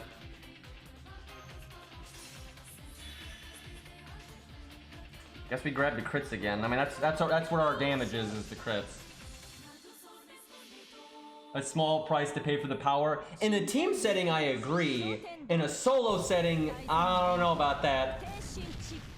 She just does not have a great kit for soloing though, like let's be real. I mean, actually, it's not awful though. She does do so much like AoE damage in a short period of time that she's not a terrible solo unit in the right context, but she's bad in a fight like this, definitely. But she's a support. I mean, she's literally a support, right? She's not a damage then a support, she's a support then a damage, so. But yeah, she's kind of dropping like a rock here. Getting pretty bad luck though. Let's see, what do we do? I think do I have to, yeah, I got a fucking invulnerability. I'm gonna use my third skill right now.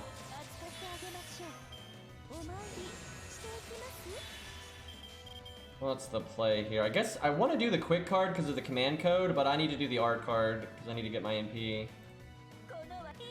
Hopefully that's enough. Because we get the, no, yeah, of course it's enough. Yeah, I could have done it in the middle. Hell, I could have done the quick. Yeah, I could have done the quick. Underestimating the Buster 10% thing.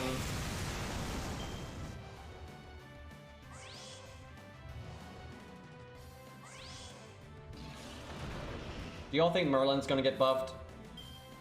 Oh, you're right, it was 20% because, yeah, we still had the other one because we did the cooldown thing.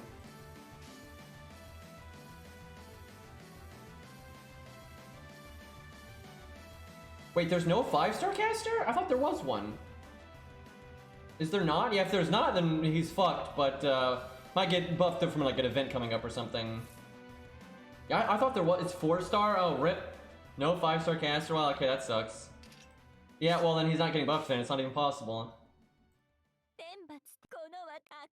I'm hoping she can live one more turn. 4,000 health. Shiba buff would be nice. She definitely deserves it.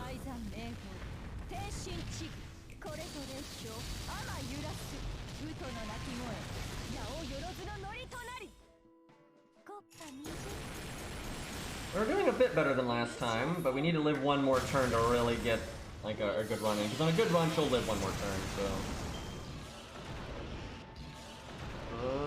Whew!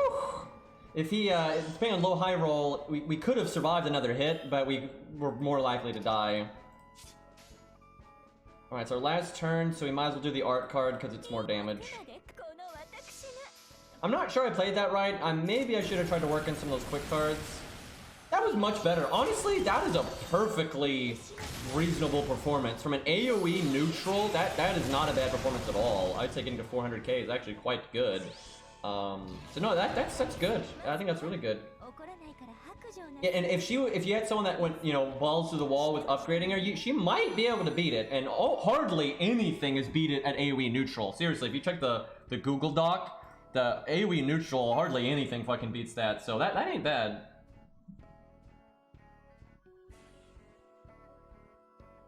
So at some point, I need to have like a Guadia account so we can test things against Guadia whenever we want, because it does suck that we're going to lose the even though I don't really like Guadia for soloing, it's something people like to, you know, test their might against. So I need to do that. The thing is, right now I've got an account at Gwaine, and I'm not going to move that for a while, but I will at some point. The other problem is I don't play that account, and so its Mystic codes aren't leveled, and so it's super warped. So if someone's best Mystic code is like Anniversary Blonde, they're fucked. So I need to just get off my ass and play that account. But dude, I don't have the free spare time these days, so like shit. At some point I'll do it though. Okay. The thing, I have no idea how to show off Matahari because there's just, I can't think of any the only practical things I can think to do with her are things that will have nothing to do with her buff at all. Like, if I just, like, slap her on a budget team against Lobo, she's not going to contribute very well. The best thing I can think of, legitimately, the best thing I can think of is an AoE place where I could really benefit from the star gen up. But I don't really have any fights that are really AoE based, and even then I can't think of a lot of use for it. Well, let's try her against Lobo, because, I mean, no joke, Lobo is, if you're not counterclassing him, he is absolutely equivalent to like a decent challenge quest, like absolutely, because there's enough gimmicks there and he's got enough health and the break bar, like absolutely. Now the thing that hurts him though is although he is on par with like a challenge quest, he's only on par with like a single target challenge quest because taunts shut him the fuck down. Like Lobo will eat you a fucking alive if you don't have like a good way to counterclass him and stuff if you don't have taunts. Like he can shred you so fast. But if you just bring taunts, then it's not that big of a deal. But yeah, here let's let me think. If I was gonna use, oh god, this is gonna suck so bad. I'm trying. Yeah, I could give her Star Bomb. Star Bomb CE. You can give her debuff success chance. You can give her K-Scope. K-Scope is not bad. Let me think. Because I gotta give her a CE, right, to be summoned by the other account, so I gotta think what I want to give her. If she had her passive, I would do K-Scope. I might do that anyway. It's either that or Star Bomb, I'm thinking. I don't know, though. Debuff success chance, that's not too bad either. So the music is clearly looping, but I'm gonna let this one play because, you know, perk things. But yeah, I'll fix it so it stops looping.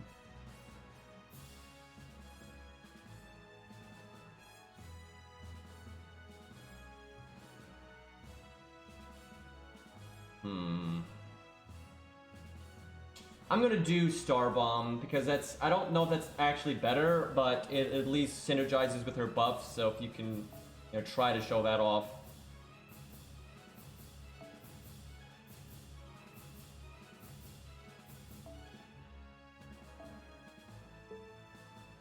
I really don't like Matahari's buff though, because it's just, it on paper it's good. In a vacuum her buff is fine, but it just does not work with her. It absolutely doesn't. And it's just, there's no world where this is what she needed. There's so many ways you could make Matahari like a much better budget support. And I think she was usable before, but the thing is, she's still usable now, but it's entirely because of her other skills. It has nothing to do with her buff. No, Medusa's not normally my rider in that slot, but somebody needed it. I'm not gonna lie. If I haven't already unlocked her command codes, I'm not going to. I'm sorry, just for testing, because I'm not giving her command codes. I'm not wasting all this QP. And then look how few keys I have. Like, look how few keys I have. I'm not fucking doing that. Like, fuck that. Kind of sucks though, because all the other budget supports I've unlocked their keys, so it's not exactly fair, but it's not worth it.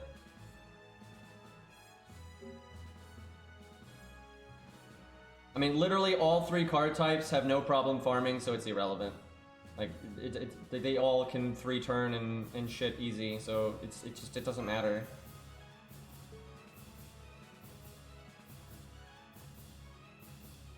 Like, I think people say art is the most budget friendly, but I don't even agree with that, because I think colorless is the most budget friendly, because most of the most budget friendly setups involve doing things like Spartacus and Arash, and yeah, they're Buster, but you're not using them because they're Buster, right? Like, you might use Castoria, and she's art, but you might use her with units that aren't art. Like, that's the thing, right? Like, ultimately, the super budgety way of farming is not very color specific. Oh, speaking of, I should probably put George back up, because I'm assuming Lost is done with what he was doing.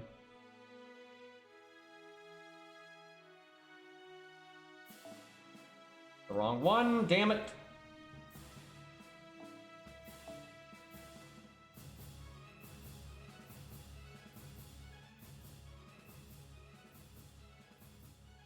Trying to think, if I didn't put George up, what would I slot in this slot? Honestly, I would slot a 65 George. Either that, I definitely would. I noticed there aren't a lot of riders that I hype, and it's kind of obvious when you look at this. I mean, none of them are grailed other than Medusa, but she's not grailed very far. And I do like, Medusa is actually the next one. It would be George or Medusa. Medusa is probably my favorite rider. Actually, character-wise, look at this, yeah, it probably is Medusa. But then Toki and Columbus are up there, and like I like plenty of these riders, but I don't like them nearly as much as I like Mori or Ku or Gilgamesh, you know, stuff like that. There's Ricky's really up there. Oh shit, yeah, I kind of forgot about Ricky. But yeah, I'd probably put up 65 George because he's a fun one to use. But maybe Ricky, if not that. There are, yeah, there's other riders I like a lot, like Achilles, but I don't have Achilles. If I had Achilles on this account, of fucking course I put Achilles up. Achilles is like my top 5. It's fucking awesome. And I like Ivan a lot, but I don't have him either. Because I don't have a lot of riders. I mean, look at this. There's not that many. So, and again, there's almost every other slot, I have something I can put in it that's like super upgraded, right? Like almost everything else is like level 100 for God's sake. So, you know, this is normally Sanson. But yeah, the rider slot's kind of whatever. Yeah, look, this is 100, Lancer's 100, Saber's 100, Archer's 100, Lancer again is 100, and then we're talking about anything about Riders, so Riders doesn't count. And then Caster, I don't really have anything 100 there, but I normally would put up, if it wasn't like helping people farm, I'd put up like Mozart or whatever, or a VC Braun. But the only reason a VC Braun's not 100 is because he's bad at 100. That's the only reason. I like a VC Braun enough that I would have no problem grailing him to 100. He's also in like my top 10 favorite Fate characters. He's fucking awesome. So yeah, it's just the fact that he's bad at 100. That's literally the only reason. Which sucks, by the way. Yeah, Sanson is normally here, so that's 100. Mori's 100. I don't think I have anything for extra that I like. I really like Edmund, but there's nothing that I like in the extra slot that I like as much as like Achilles, a VC Braun Q, or anything like that. So it's pretty much extra slot and rider that's behind everything. Every other class I've got something that I'm like, oh yeah, that's, you know, like clearly super hype it, right? But I'd say Edmund is probably ahead of a lot of what I would have in the rider slot. Now on my other account I have Achilles, and you know, then there you go. But yeah, I never really realized that I don't really have a rider that I'm like, oh yeah, that's the one. I will say, I would probably grail Ricky Boy if I didn't just like using him at 70, kind of like with Robin and Bedivere, he's kind of in that boat. If it wasn't for that, I would probably grail Ricky Boy. I think he's pretty great. Grail to 100. Yeah, probably not gonna happen, not gonna lie. I do like Ongra though. But I don't see him making it to 100.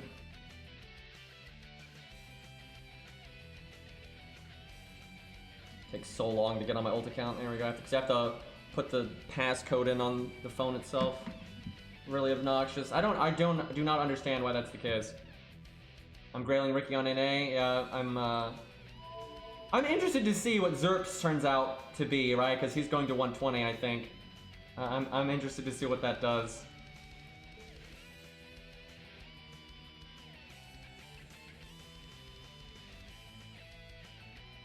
I have no idea what kind of team to use here because I'm sorry, dude. I know this game so well, and it's just it's copium.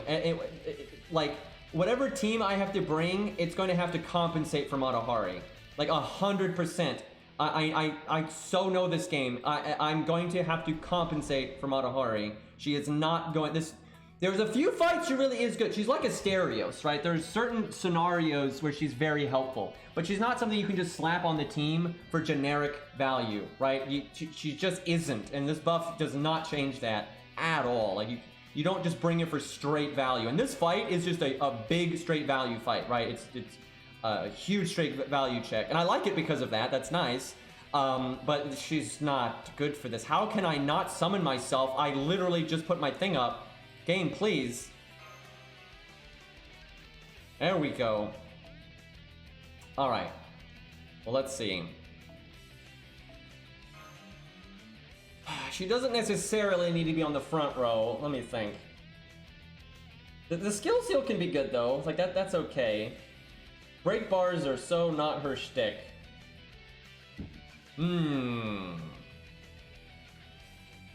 So if I want to try to make, see, here's the problem. If I try to make a team where she's just not being carried, even if I make it work, I know for a fact that if I used Hans or something instead, it would just be better. That's like the best comparison I can, like, Shin Gong really is better than her most of the time, but that's such a strange comparison that, you know, they just have different value. It's just his value is so much greater. Hans, I think, is a really fair comparison because he doesn't give you star gen up, but he just makes a bunch of fucking stars, and then he also gives you a crit buff, and it's also for everyone, and then he gives you healing and all this other stuff, like and battery. He gives you fucking battery. It's in what world are you? The only time you use her is for straight buff damage, because she is better at that, because Hans only has an 80% chance to give you 20% damage. That's not good.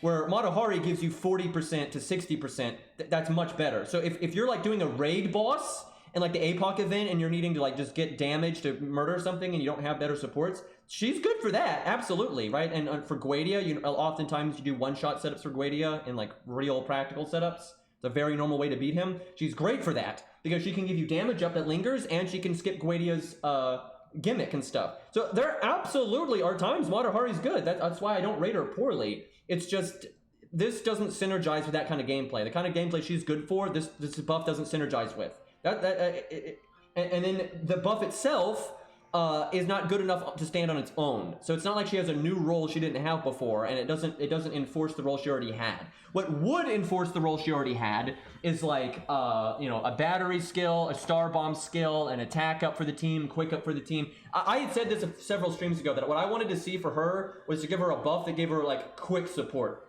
Like if she had gotten like, quick up for the team or something. And you know what? This buff, with what it does, if you just add quick up to it, then it's good. Then it's really fucking good. Give her the exact buff that she got, but then give her quick up as well. Like even if it's just 20%, I'd prefer like 30% or more, but even if it was just 20%, that's fucking good, right? Because then she can work with Billy and just give Billy a massive damage up. And if you happen to get crits on the team as well, then all the better, right? That's a good buff. Like giving her quick up, I love that because then her generic support is the same as it's always been, but then she helps quick even more, and budget quick needs fucking help, right? High end quick might be totally fine because of scatty, but low end quick, where if the only quick support you have is one scatty you're summoning from a friend, budget quick still absolutely needs help. They do not have something on par with Chin Gong or Mozart. They absolutely don't, and they need one. And if Mata Hari could be that, that's great. That's great. That's totally fair. I'll be real quick though. I need a BRB real quick. I gotta get water, and I'm gonna grab a snack before I do this boss fight because it's kind of a long boss fight. So give me 1 second here. Also, I have no idea what the fuck I'm going to bring on this team.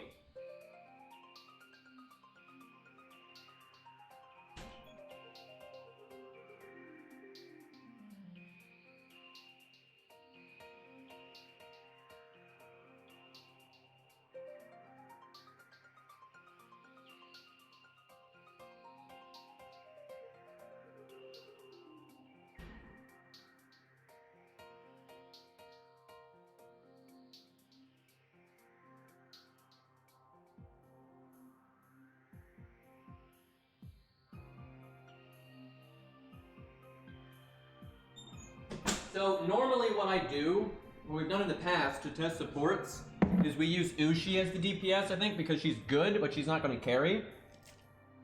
But that's not going to fucking work. I think we do Proto because he's a crit servant. Well, Mata Hari's not Mata Hari, Ushi's a crit servant too. Maybe we do Ushi. That might work better than I'm thinking, because yeah, Ushi does have the crit stuff, so... Okay, no, that's fine. Yeah, we'll stick with Ushi.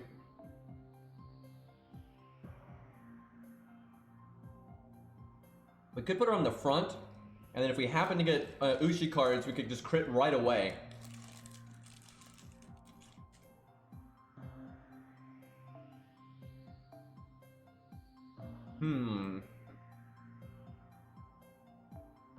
Well, is Mash it's too much help? I don't think so, because Mash isn't a damage support. Right, I think it's only like too much help if I bring a different damage support. Yeah, this is fine. I think this is reasonable.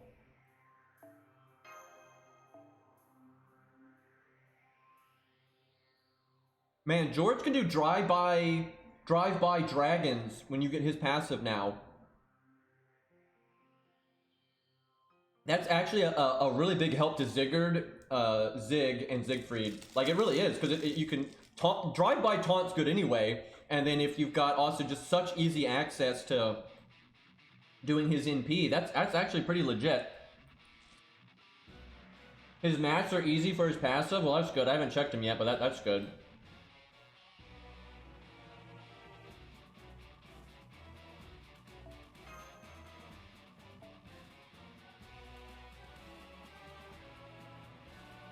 I guess NP on death is fine.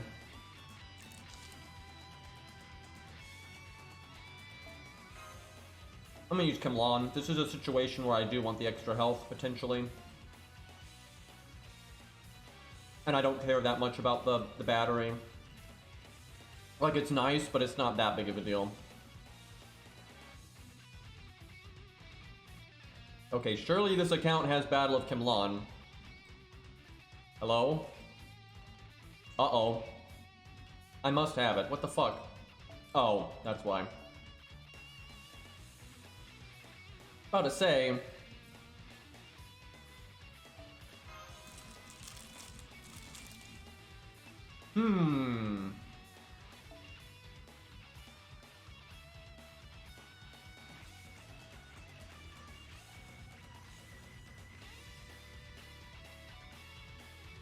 What's reasonable here?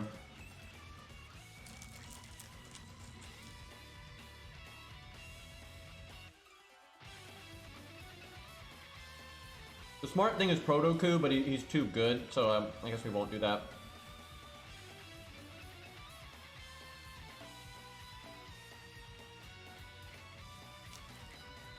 Now, I do that a lot for this fight. But let's not do that.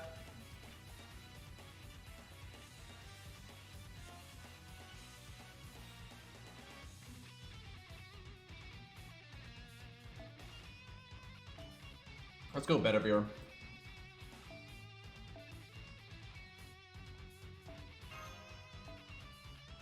Now, I know for a fact that this kind of team works if we use Hans instead of Matahari. Like, we've done it. I am not convinced this is going to work. But if it does, I guess that's a good sign. But we'll see how much work Matahari actually does. We'll see. I mean, the skill seal's good. It is.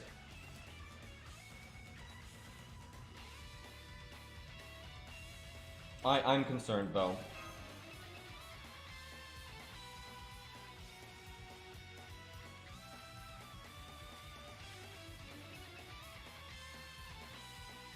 Trying to think if I want to do her first two skills right off the bat.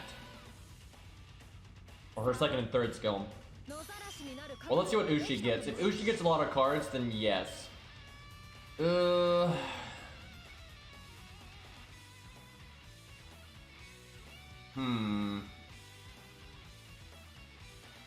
Why couldn't have Ushi gotten 2 cards, man?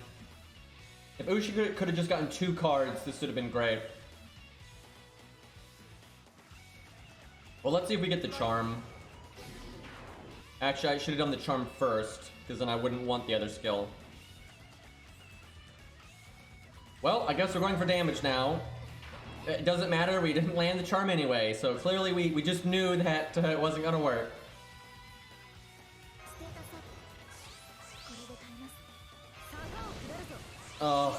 If we had one more card, I'd be feeling so much better about this opening. Might as well evade now, because the way we're dealing with the NP, it won't matter anyway. I don't hate getting Matahari's NP, I'm not gonna lie, I don't mind that, but I think I would rather have Mashes, so, which is, you know, because Mash is good. Not dying is nice. Also, Mash gives you the attack buff, so.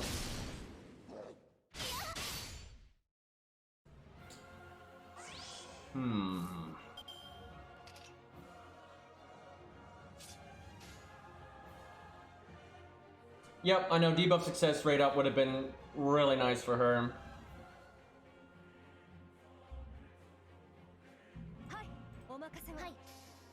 I mean, I'm so unimpressed. It's like this, there's just nothing about this.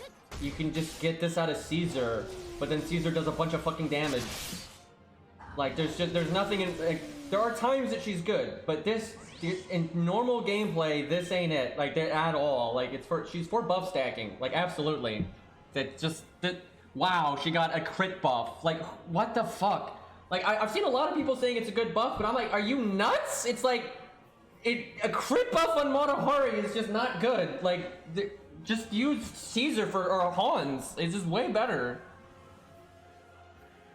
Now, maybe for some like gimmicky farming stuff, right? If you want like the stars, maybe you can do something. Even then, though, I think there's better options like Shakespeare. I think next turn we'll try to double NP, and if we get the charm, that'd be really good. So Mash needs to get her NP here. I like how I just wasted a really good skill on Matahari. I am so unimpressed right now, though. I mean, obviously this is not like the best scenario for her, but this is a... Like, almost every other budget support would be offering more oomph here.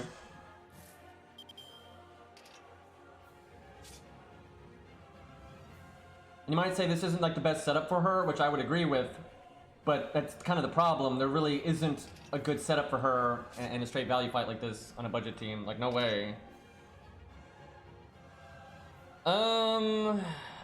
This is... I like to point out with Hans, this setup works so smooth, right? Like with Hans, we've done it a million times. We've done mash Hans. I think we did it with Phantom of the Opera. Like, for fuck's sakes, I think we did mash Hans with Phantom of the fucking Opera. Does her charm chance does not go up, so we'll do hers first and then mashes.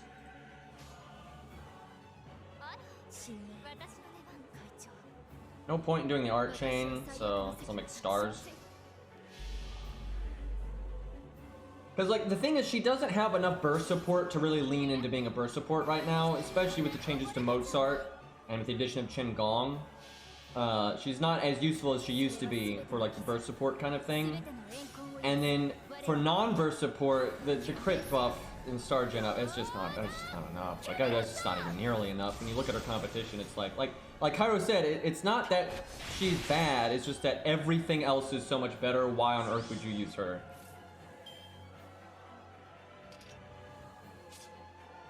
Like, and yeah, sure, you can use stronger, units and stuff, but like those things will work even better with Hans. That's the thing. Like, of course, you could beat this stage with Matahari, but there's no way where she's gonna be really pulling her weight. Like, there's no way. I guess we do this. RNG, let's go. Could you one time? She's the Jinkei of supports. That's pretty accurate. Not to shit on your parade, Vol. She's better than that though, because at least there are times that Matahari does absolutely make sense, and it's because there are times you want the burst support and the skill seal, right? There are times, it's not often, but there are times like, yeah, Matahari actually works quite well here. I can't think of any times it makes sense to use Jinkei. Like, not once. Like, literally not once can I think of a stage where it makes sense to use Jinkei. I can think of stages where Jinkei is good enough to get the job done, but there's still, you're just using it because, not because she actually makes sense, so. Yeah, Deer Mid is a bit closer. I think Deer Mid is better than her, though. So that's like the other end, Jinkei's a bit too weak, and then Deer Mid's a bit too good, I would say. If that's closer, that's definitely in the right area there. And see, if you really want to get value out of that skill, you need to be able to crit consistently. And if you're going to be able to crit consistently, you don't want Matahari on the team, right? Like, big time. That's absolutely the problem there. And like, Hans does the same thing, but he does both, right? Hans makes the stars and gives you a 3-turn crit buff. That's much better. Like, that's much better. And I've seen people say, oh, use Matahari and Hans, and I'm like, just use double Hans, or just do Hans David, or do Hans Qin Gong, or Hans Mozart. Those are all just so much better. Like, you can't just get carried by Hans, right? And be like, oh, I'm a good unit, right? No, it's like, no, Hans is the good unit there. Boy, Cairo must be really happy though because Cairo likes to. He's similar to me, where Cairo likes to use rare stuff too, but he likes to not cheese things, right? He likes to play the game, and so using things like Castoria or Merlin really hamper your ability to play the game, right?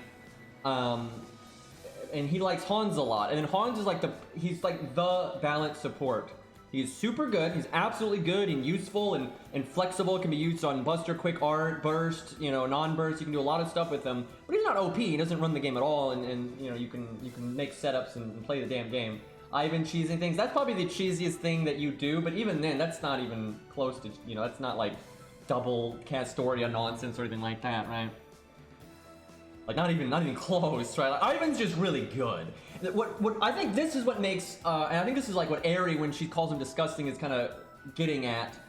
It's the fact that that's not really what an AoE writer should be doing, and that's the thing. It's like, for some reason, he gets to be like a single target writer with massive utility, even though he's AoE. That's like the thing with Ivan. It's like, this doesn't make any sense, right? It's like he's pretty universal as a good writer because he is AoE and of course can work in AoE situations, but then he does so much damage, he's serviceable in single target situations, and then his utility is so strong that it's always useful. So he's like, there is no caster fight where Ivan's not good. There's none. There's no caster fight where Ivan's not at least good. Maybe not the best, but he's always fucking good. Alright, well at least Ushi gets to take advantage of the crit buff again, but Ushi only has one fucking card. I'm not gonna lie, part of the problem here has just been every time we've got the crit buff, Ushi only has one fucking card in the deck because the game fucking hates her. Like, literally both times our skill was up, we only had one fucking card. It's like, thanks game, really helped me out here.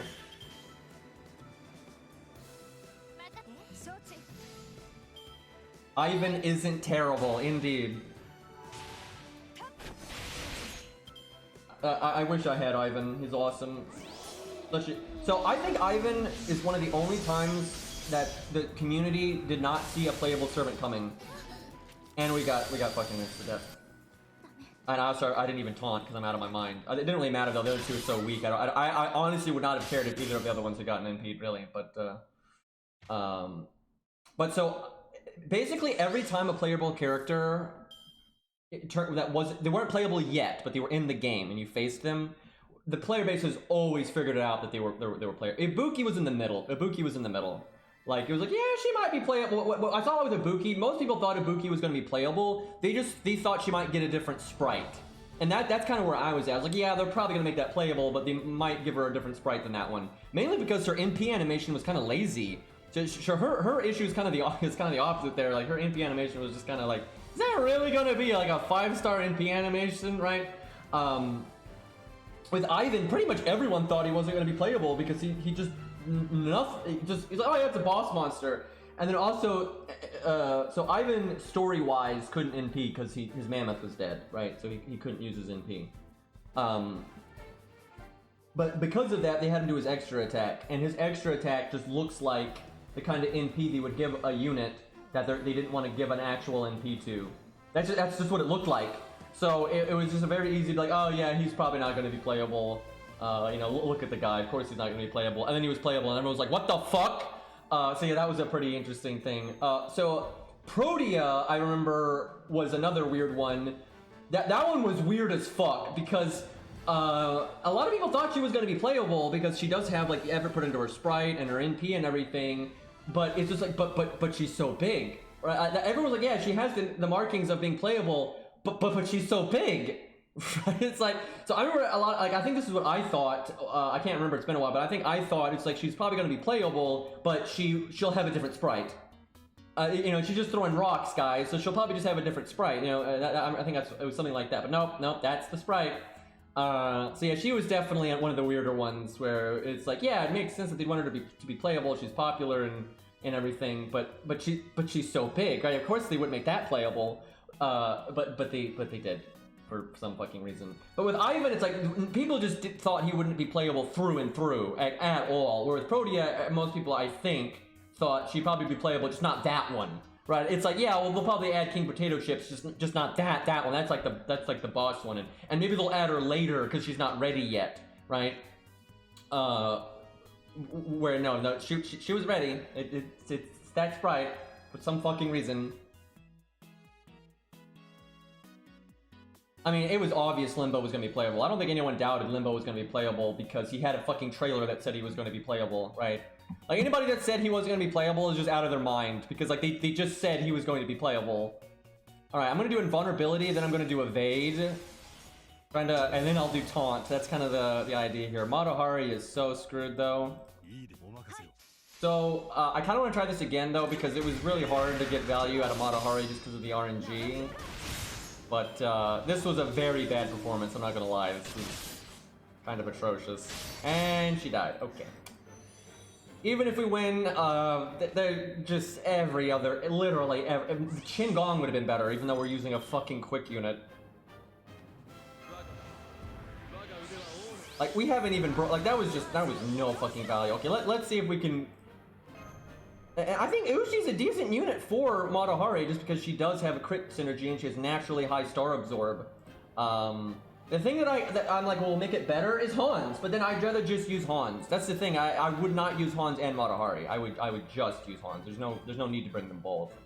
Let's try that one more time though. I do think she might do better in AoE situations though. I think the star gen up could definitely be more useful in that kind of scenario. I'm so mixed on Zeus. I don't know. I don't know. I agree with what Otto is saying. I think... So, for one, I've thought this the whole time that if he ever was going to be playable, it probably wouldn't have been, like, right there with Lost Belt 5, although I hope that it would be. I wanted that desperately, but I'm not surprised if he is playable that he would wait quite a while. I'm not surprised by that in the slightest, especially with the stuff they've talked about, like the differences between the Lost Belt version and the regular version. It just makes sense for them to do it later, and same for, like, Demeter and stuff. So I actually think Aphrodite and Demeter are definitely getting in. I think it might be a long-ass wait, but I definitely think they're getting in at some point. Like, I very much think so, and I think some of the other Greek gods will eventually too. I think it might, though, not be until like 3.0. I think it could be a while, but I very much think they're going to be playable. It just doesn't make sense. Literally, all of the lore makes it completely possible to summon them like any other god. The amount of sprite work that they even have sprites that aren't in the game for like their expressions and stuff that they didn't use.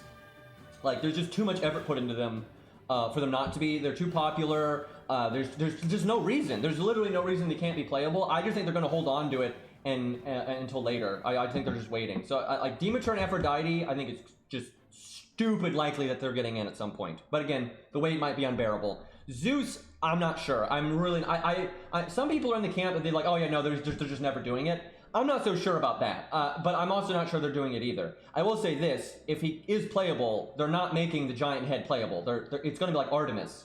You don't summon Artemis's giant fucking satellite cannon. You summon her terminal self, and they've always said that. That's the whole point, because the version of the Greek gods that are like accepted by humanity and are treated like part of human history are the terminal versions of them, because that's the versions of themselves that they interact with humanity with. Herc's father is like the terminal version of Zeus and everything.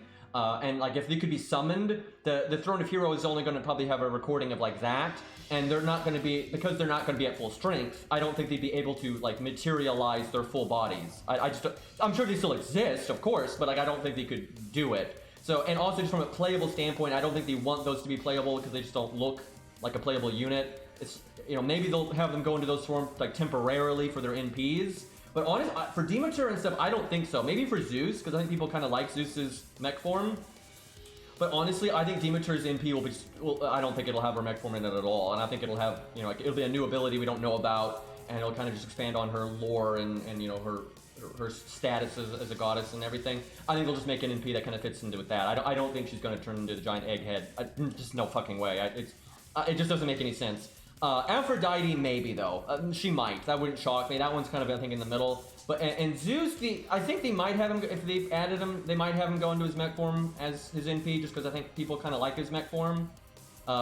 Big Daddy, Zeus face thing and all that. But, I don't know. I wouldn't be surprised if it's just really cool lightning baller stuff, right? So I don't know. But yeah, Zeus is the only one of them that I'm not sure is going to get added. I hope he does. I think they should add him, because I think you can justify it in the lore. Everyone's like, oh no, but he's a chief god. Like, that means fucking anything. We can summon Merlin, for God's sakes. We can summon Morgan. We can summon fucking Quetz. We can summon Shiki. Like, what? Like, it's Scath, everything else. Like, we can summon so much horse shit that you're not supposed to be able to summon, and they just make up not only do you summon Limbo, but you literally summon the alien god version of Limbo, which you're absolutely not supposed to be able to do, and they don't even explain it. I'm not kidding. Normally when you summon things you're not supposed to explain, they make very convoluted reasons for it.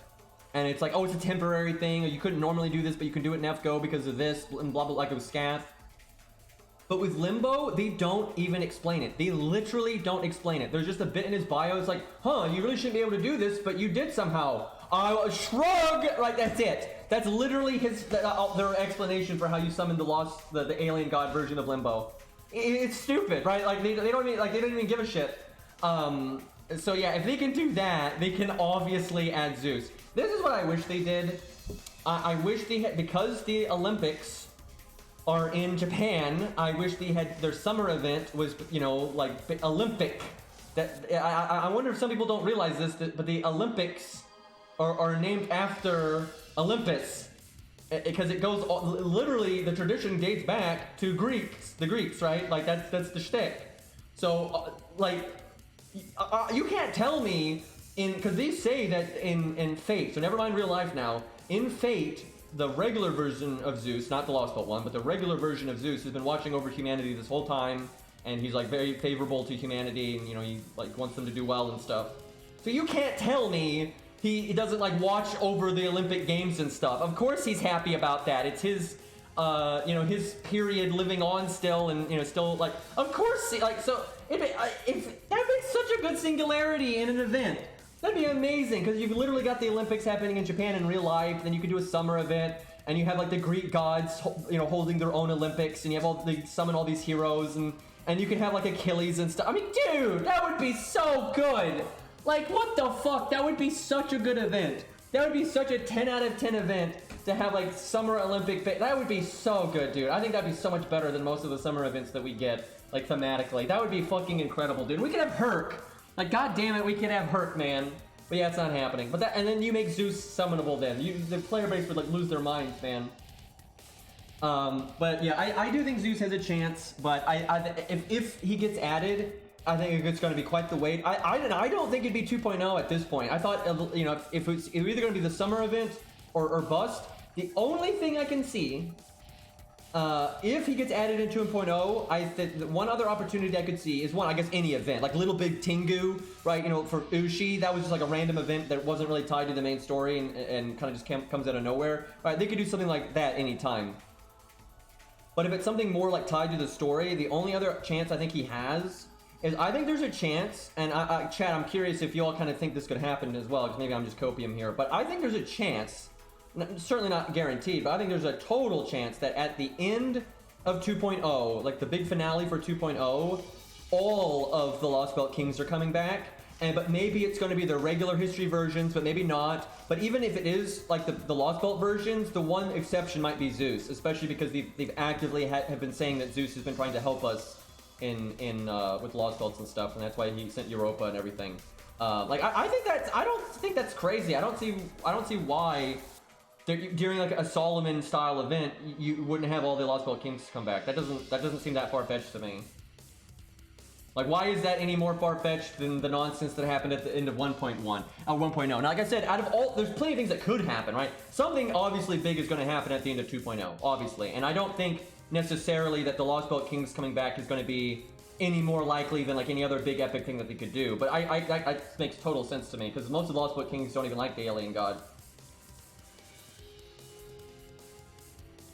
And like, if they did that, that's a chance that they could add. I don't think, I will say, even if the had Zeus come back there, I don't think they would actually make him playable there. Just because I don't think that would be a large enough role for them to want to do the sprite, and they're going to want to rate up someone else, you know? So even if that was a thing, I don't think they would rate him up at that moment. But you never know. I mean, pretty much all the Lost Belt Kings don't like the alien god's plan. They're pretty much all working against him, so... And fucking Guadia even tells Morgan that, like, he's not even trying to interfere with her because her future is more preferable than the alien gods, essentially. He also told her even if Chaldea can't beat her, that someone else might, and she should be careful, and we know how that worked out, so... Okay, well, we got 2 cards, so that's better. We also got really good NP gain here. So that's actually rather nice. Alright, I'm gonna do the charm first. And we actually got it, so I think I'm gonna save the other one. Even though it's nice to get the defense down, I think I'm gonna save it. So no reason to do the defense up because Lobo can't do anything.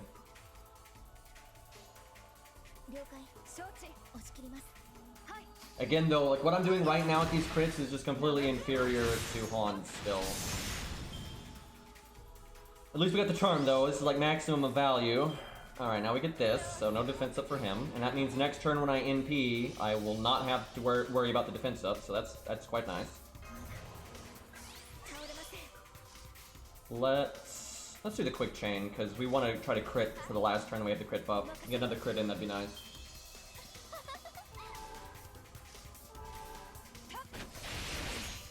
You know, I legitimately think Morgan should have had a voice line for Caesar. I legitimately think they should have done that. I think that would have been really good. Because it's not even just, you know, the ending, right? But like he also was a leader that had a huge kingdom and a lot of, you know, trouble with his subjects, and he's also a very powerful servant and everything. Like that would be that's a good interaction, I think.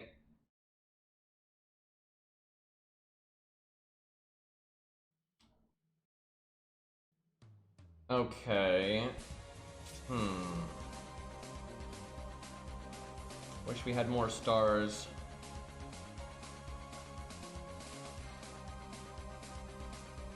I think I do this. Maybe I should do it on that next turn now.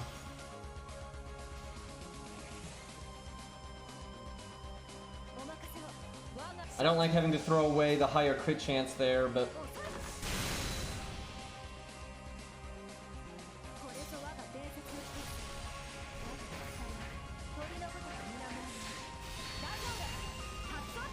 Now, I tell you though, there is some use for Matahari coming up though. When I get that passive on her, I think her usefulness is going to be a lot better. Because, oh my god though, I wish she had debuff success chance up. Think about it. You get her passive, so she has 20% starting NP. You give her vanilla K-Scope, which most people, when they play the game for a while, they're going to have that. They probably won't have MLB one, but you don't need it because of her passive. Okay, so you could use the Switch Mysticode, and you could wait for the right time, and then you could switch her in, and you could stun at any point to stall the boss. Stun can be very helpful. And right after the stun, you charm. And then because now she gets her NP no matter what, you NP and you charm again. You just 3 turns where the boss can't do anything, and you give the team a 60% damage up. And then you can do the Star Gen and the crit up and then the skill seal. That's awesome. Right, like that's fucking awesome. But I really do think Matahari's usefulness as a budget unit is going to be better when you just get that fucking passive. Just, you know, get K-Scope, switch Mysticode, and you wait for the right time. You can switch her in, NP, charm, all that stuff. I think that's going to be pretty handy. Okay, what am I doing now? I think it's better to use Atlas on Ushi than Matahari. Matahari is just, it's just not good enough.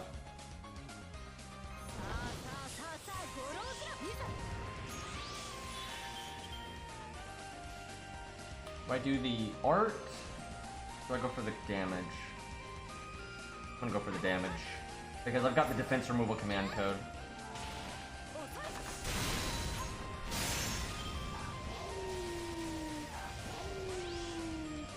Yeah, most people get K-Scope as they play for a long time, but there are some people every once in a while that don't. Because here's the thing, the reason why it's obviously very likely to get K-Scope is if you look at most accounts that are 2, 3, 4, 5 years old, they have basically every single default 5-star CE. They don't have them limit broken, but they normally have a few. Because like if I look at my account right now, I pretty much have every single, except for the newer ones, but every like old school default 5-star CE, I have all of them. I haven't limit broken all of them, but I have all of them.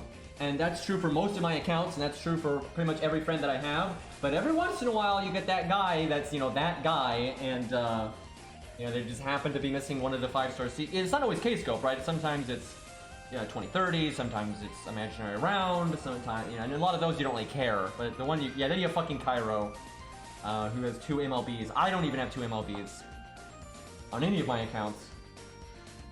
Cairo does, I think Cairo does do, some roll spending, not like a load, but he does a little bit.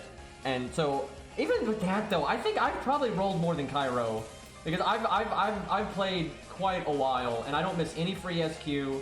Although I guess I haven't used all the SQ that I've acquired either. So I don't know, maybe Cairo has actually rolled more than me. So maybe it's not crazy that he has 2 MLBK scopes. Because I'm getting there. I'm getting kind of close now. And again, I've been playing for almost 6 years, so that's not like, oh wow, you're so lucky. That's actually pretty normal. And Cairo's been playing for a long time too. I mean, he's been playing for quite a while too. So I don't really know how lucky Cairo is for having 2 of them at this point. It just depends on how much he's rolled in total, right? And versus, you know, the normal person that's played in that amount of time. Do I use invulnerability here? It depends on if I want to save Mash or not. I can always use the Mystic Code though, so I think I'm gonna throw it out now. Maruhari is not doing shit. I'm telling you, the only way you're gonna use her is in a burst way. Like that's it. And even until I get that passive, even that's gonna be pretty sketch, I think. So I really don't think her usability's changed at all. It's not that she's useless. That's not what I'm saying.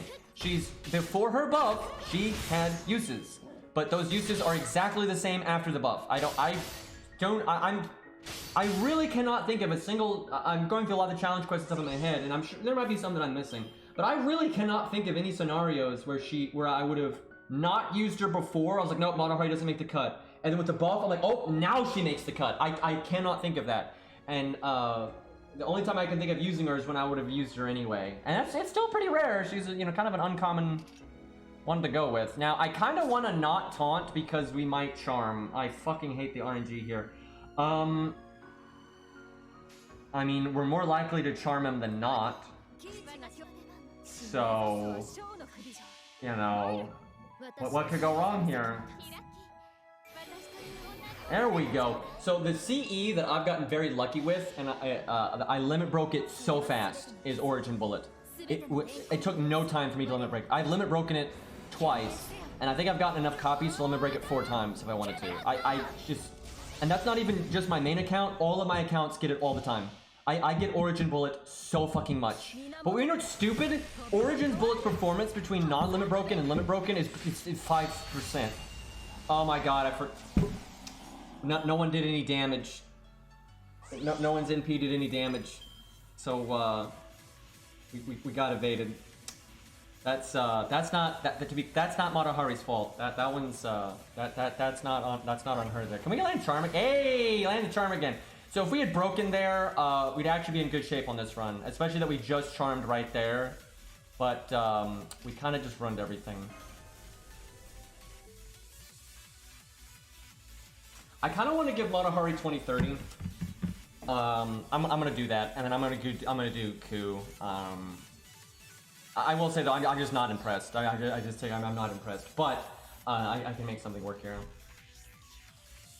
Yeah, I guess Origin Bullet isn't really useful anymore if you have the Yang CE. However, though, you might be lazy and not want to switch your command codes around, and you might be fighting a caster, so you go with Origin Bullet anyway. Also, there is the rare instance where a boss is just completely immune to debuffs or removes debuffs so often that, you know, Yang CE is not going to be as good. So Origin Bullet still has some use, but I will say the Yang CE overall did power creep Origin Bullet like a motherfucker.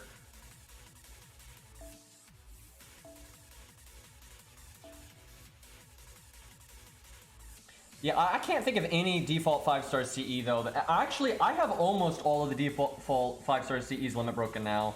Actually, I think I do have all of them limit broken. It's just that some of them I haven't used the final copy because I want extra copies before I give up the other copies. Like with 2030, I have another 2030. I'm just not using it until I get another one. I'm not sure there's any default. Like, there's obviously like endless limited 5-star CEs that I don't have limit broken. I don't even have most of the limited CEs.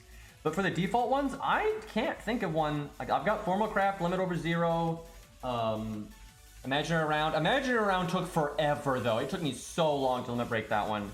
The Canis CD, that's not a day one, but it's an early one. 2030, I know. The Kodamine one. Demonic. I don't think there's any. Off the top of my head, and if there is, it's just such a useless CE, it doesn't matter. So I'm pretty sure I have every old school 5-star CE limit broken. No, Canis CD, totally different. See, his album came out first, and then she like copied it and put hers out later, right? It's total bullshit. The graphics are kind of messed up there on the rewards. Is anyone else seeing this? Like the SQ is not in the box properly. What the hell? That's weird. I've never seen that before.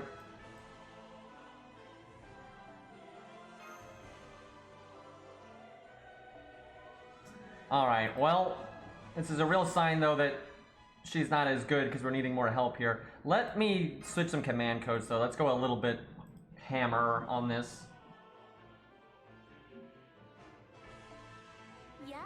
You stole 1,000 what?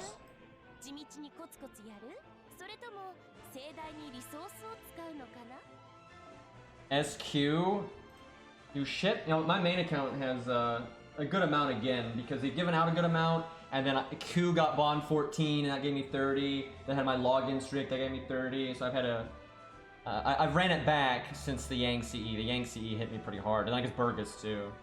Actually, Burgess didn't hit me hard really at all. It was mainly the Yang CE. You know, Stheno as a support, that is actually a fun idea, bastard. I think that's a really fun idea, to use a divine DPS and then use Stheno as a support here. I think that's a great idea. So chat, are we sold on this though? When I make a new account, because there's a lot of changes to like what the game is like now. Apparently, they've changed it so the main story drops more embers now and gives more materials when you play through the main story now. But you can't, it's really hard to get, it's really hard to get, what do you call it?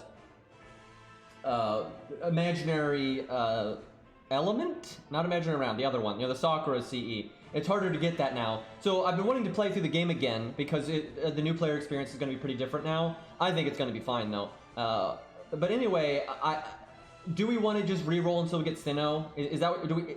Okay, so 100% we're not using Ku. What am I saying? Herc, the other one, you know, but we're not using Herc. So no, if we get Herc from our tutorial summon, we re-roll. So it looks like people want Stheno though. I was gonna say the other thing is we just go with whatever we get. As long the first thing that's not Herc, we go with, right? And you stream it, and it's you know, go. But yeah, it looks like people want Stheno, and I'm okay with that. I think that's gonna be fun. I think she's way better than people give her credit for. I actually think she has fun gameplay. So yeah, we'll go. It'll be the Stheno account. Fuck it. I never thought I would say that, but that's what we're. That's what Cairo wants me to do because it's going to be awful. I don't know if I want to go that far. That's a good way to fuck everything up. Just use Baldy as your Lancer. The thing is, I know we use Q all the time, and he's OP, and he's like super good low star. But as Otto was just saying, he's got Divinity. So if you're doing a Stheno account, you want to level, like if you're going to do a Stheno account, you want all the Divinity budget units, right? Because if you have Stheno, you don't necessarily have Gilgamesh or whatever the fuck, right? So you got to level the Divinity stuff you do have, and it just makes a lot of sense. Ku is so good with that kind of setup.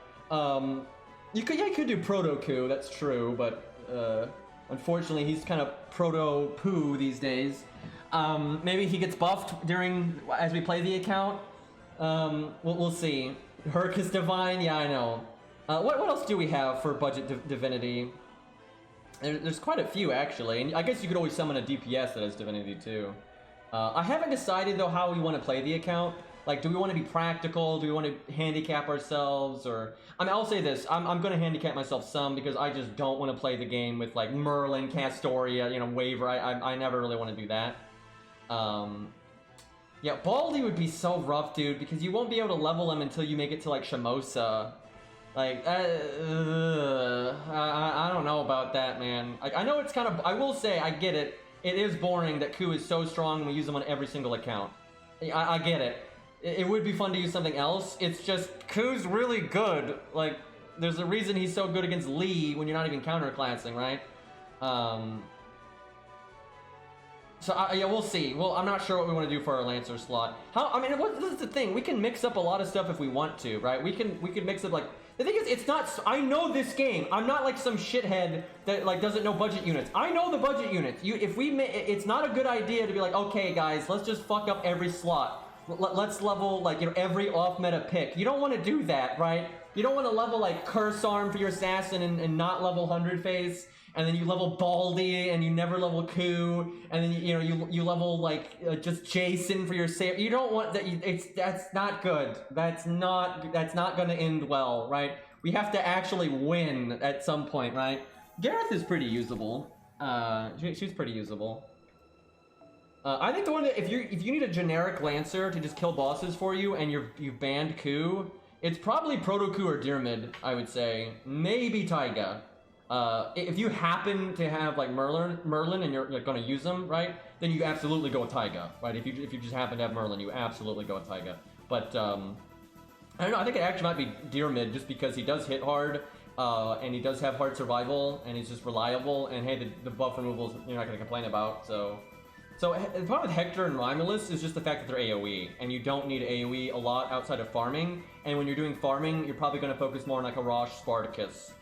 So for the main story, you only need them for like Corrupted Ushi. If you have Hector and Romulus leveled, that's actually going to be pretty useful for Corrupted Ushi on a budget account, absolutely. But that's about it. There's not a lot of other fights they're going to be useful for. So it's hard to justify them.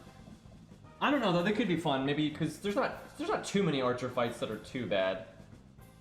But I mean, they could always add new Archer fights down the road. So, but then I'd probably play the Herc account for those. I don't know though. We might save the Herc account when we just want to use Herc specifically, and we might. Who knows? Maybe this new account we're gonna really like. We'll see. I do not want to do 1 to 3 star CEs again. I'm good on that.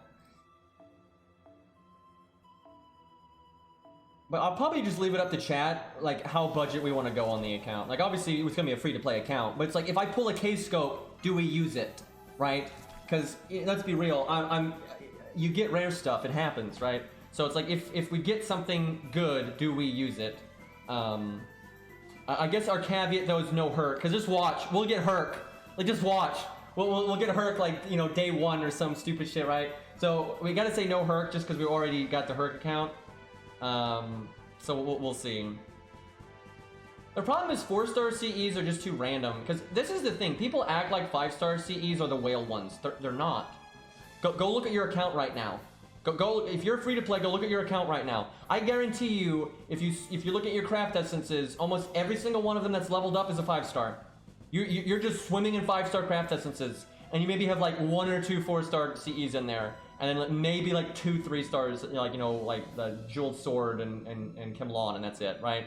Like nobody uses 1 to 4-star CEs because they're actually kind of a pain in the butt to get. And they're like for example, the Sakura CE is really good when you limit break it, but it takes longer to limit break it a lot of times than it takes to just get a K-scope, right? Like 1 5-star CE is better than like most 4-star CEs until you limit break the 4-star CE.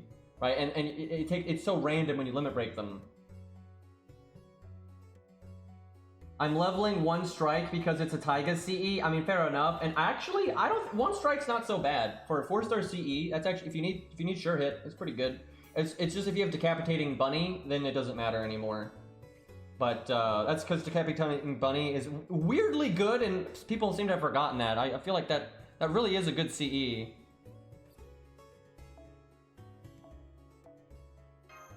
So now that I know that Outrage, oh my god, chat, do we big brain it?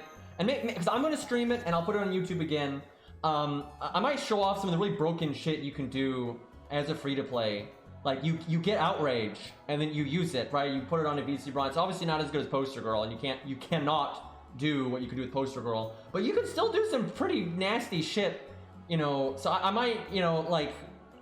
It's hard, man. I like to be able to like show people what you can do as a free-to-play, but there's certain things that are random. Everyone gets rare stuff, and it's good to know how to work with whatever rare stuff you happen to get, but a lot of people get different rare stuff, right? Now, thankfully, Outrage anybody can get under any circumstance, but, other stuff is kind of all over the place. Art of Death is very good. Art of Death is very good. Unless you have the Yang CE, then it's kind of just outclassed.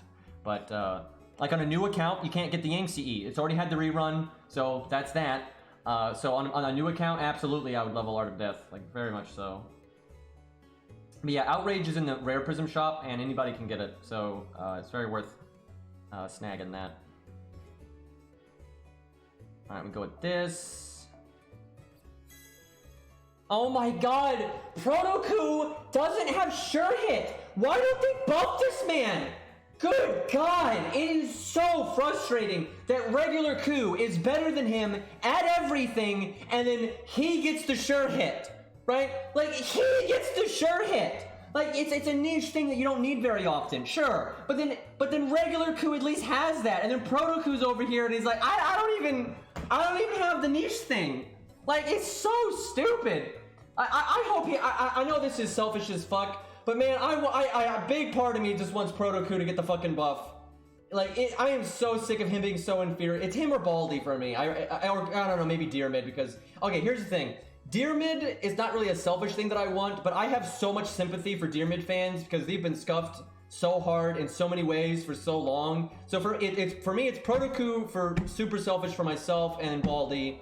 But then I do kind of think it should be Deer Mid, but Taiga deserves it too. Dude, 3-star Lancers are fucked. It's so stupid. It's like for years they've just been buffing Ku over and over again, and everyone else is like, oh no, fuck those, because. And look, I like Ku a lot, but I like all of the fucking Lancers. I'm a huge Lancer fan. I don't want to just use Ku all the time. I would like Taiga to get to do things and God. And it's just so frustrating because the way Taiga, Proto Ku, and Deer Mid and all the way they play is very similar to Ku, right? They have hard survival and straight nuking.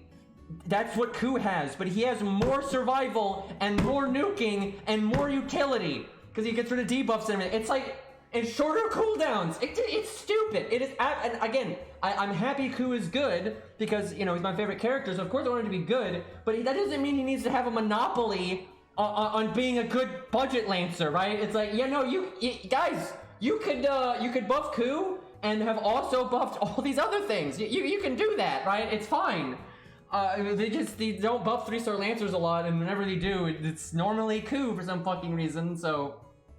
I'm telling you, I know I've said this every time, and I'm wrong every time, but it's not Ku. There is just that is so insane if they buffed Ku again. And I know I literally said that last anniversary, and they buffed Ku again, but like there's no way. It has to be like Baldy or Proto Ku or I swear to God. Like, I swear to God, there's no way they would do it that many times in a row. Like, that, dude, as much as I like Ku, I would be so fucking, I would just be so fucking pissed if they buffed Ku again. Because first off, honestly, like, he's so good, it's getting a little boring, right? If he gets any stronger, I'm like, it's getting a little silly. So I don't need Merlin to be Ku, right? So yeah, on that front, I really don't want him to be buffed, and I'm so fucking tired of. I'm so fucking tired. So many times, like, oh, they might buff Proto Ku in this event coming up, and they don't. Just over and over again, and I'm so tired of Proto Ku getting scuffed. If Ku gets buffed again, your eyesight is not safe, dude. It can't though, because it literally can't. There's no fucking way. Like, there's no fucking way. What would you even do? Like, what would you even do? Like, give him a battery? Like, are you kidding me? Can you imagine if they gave Ku a battery? Like, imagine being a Deer Mid fan. Imagine being a Deer Mid fan if they gave Ku a battery.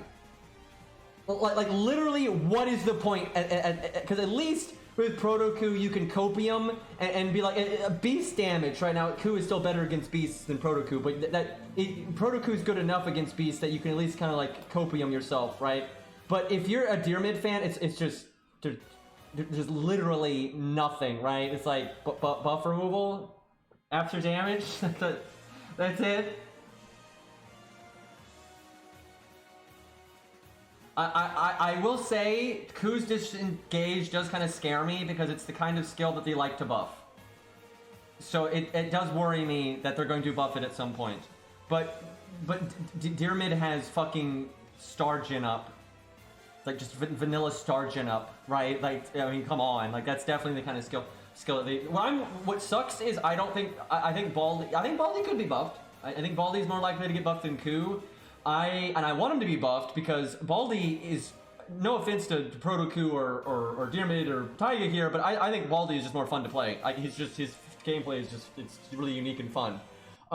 It's incredibly frustrating because it's so inconsistent. So I really want them to buff Baldy just because if he was more consistent, that would just be so much fun. Like, that would just be so much fun.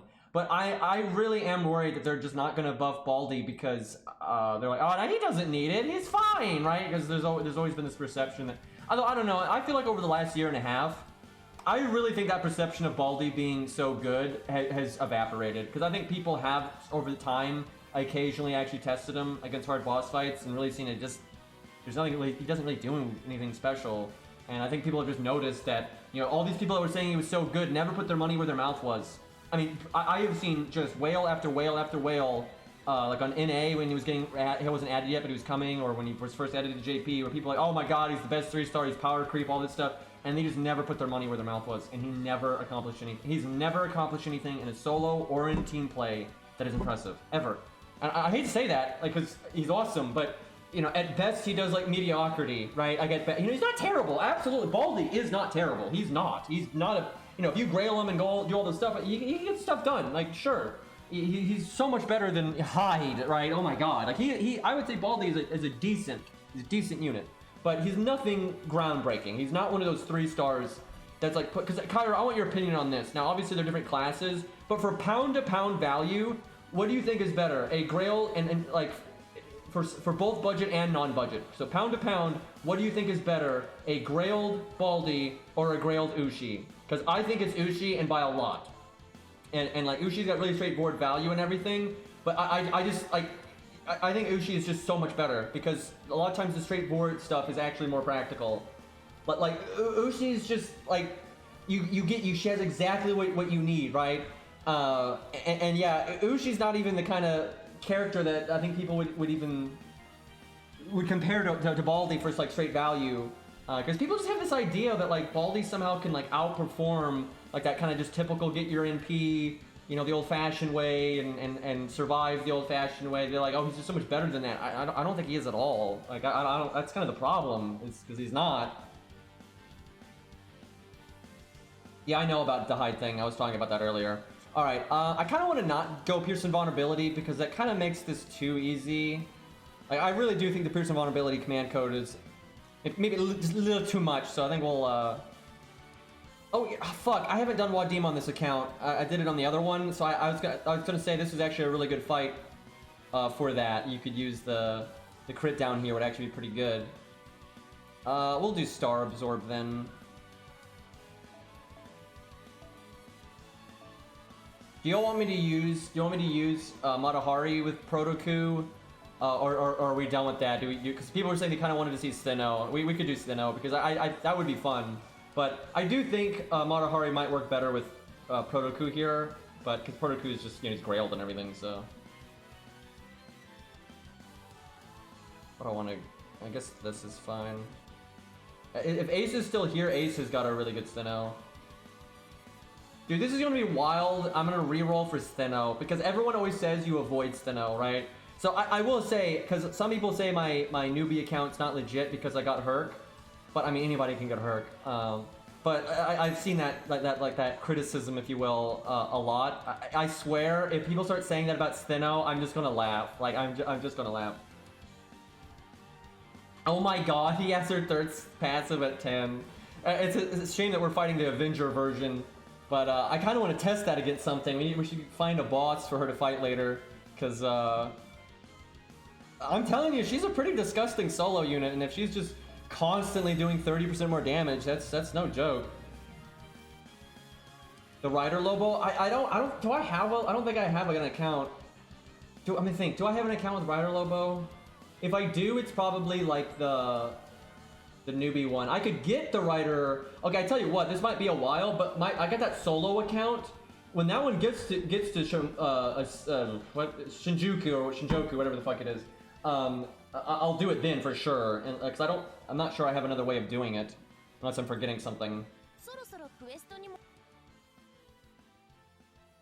Because yeah, we did that through the anniversary last year, I think. I'm trying to think if there is a way for me to do that fight, but I'm not thinking I can.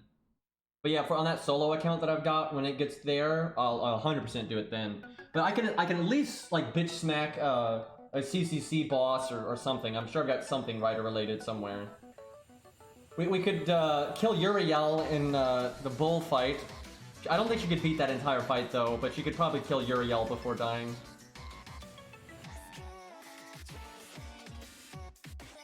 So this is kind of a funny thing that I've noticed. I remember when I first got into FGO, actually not even FGO, just like Fate Hollow. I had the exact same feelings about Stheno and Uriel. I disliked them exactly the same amount. But as time has gone on, Uriel, my opinion hasn't changed at all. Actually, I think I like Uriel less, like after like seeing her character material book and like the way she actually behaves in like the story and stuff. I would say I like Uriel less, where Stheno has actually gotten character development where she's not nearly as big of a jackass.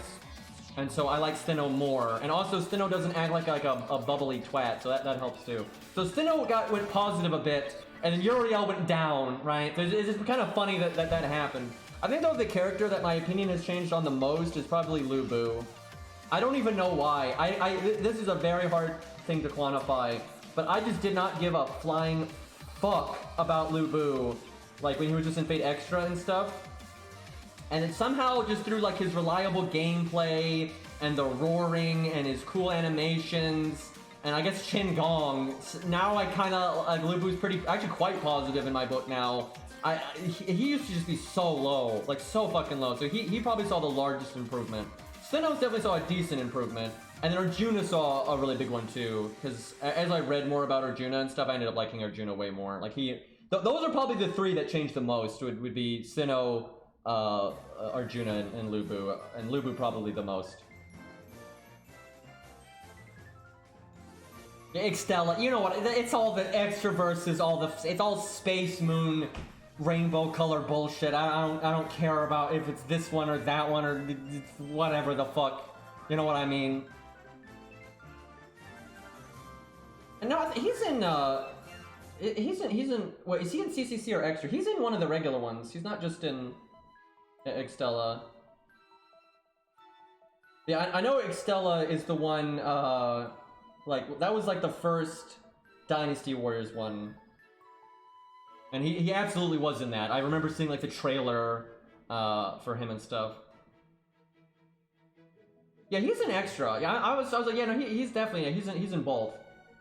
He's not in CCC. He's definitely not in CCC, but he's an extra. Okay, let me think. If Ace is still here, maybe that's totally a fine CE, especially for this fight. But I'm trying to think if we'd want to capitalize on something else. We might want to do. Let me think. I don't know, this is tough, because her NP is good. That's the thing, her NP is good. She's got options here. It's either 2030, you know, Golden Carp, you know, Star Bomb stuff, or just high starting NP. But I mean, Guts is fine too. Let me think. I feel like for the fun of it, we go for a more gas setup. I feel like that's more fun. And she also works well in that kind of scenario.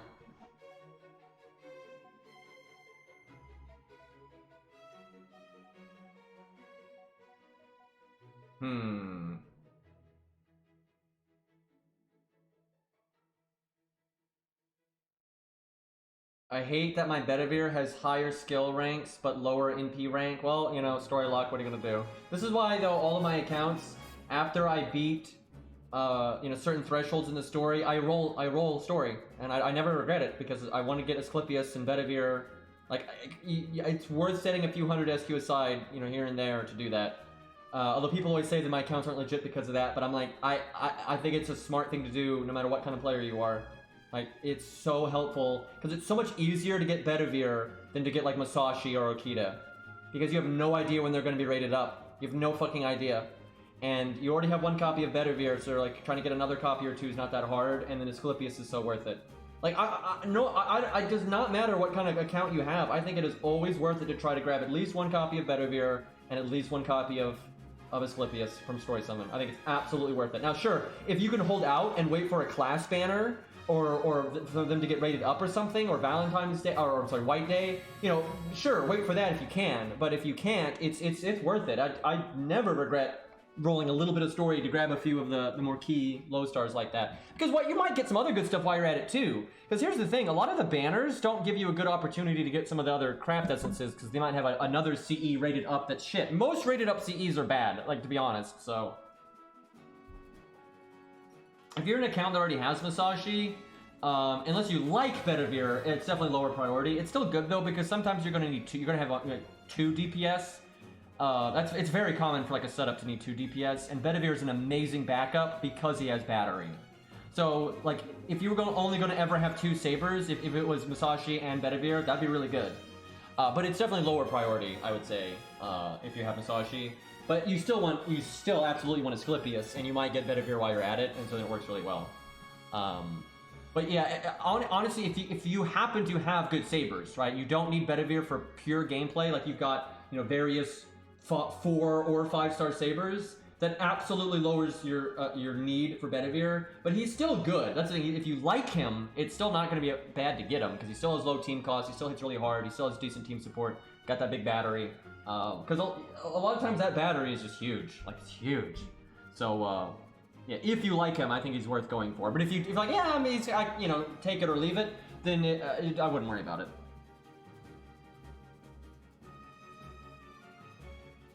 The thing is, you don't really have to justify story though, because you are going to get stuff out of it. You might get spooked by other things that are even better.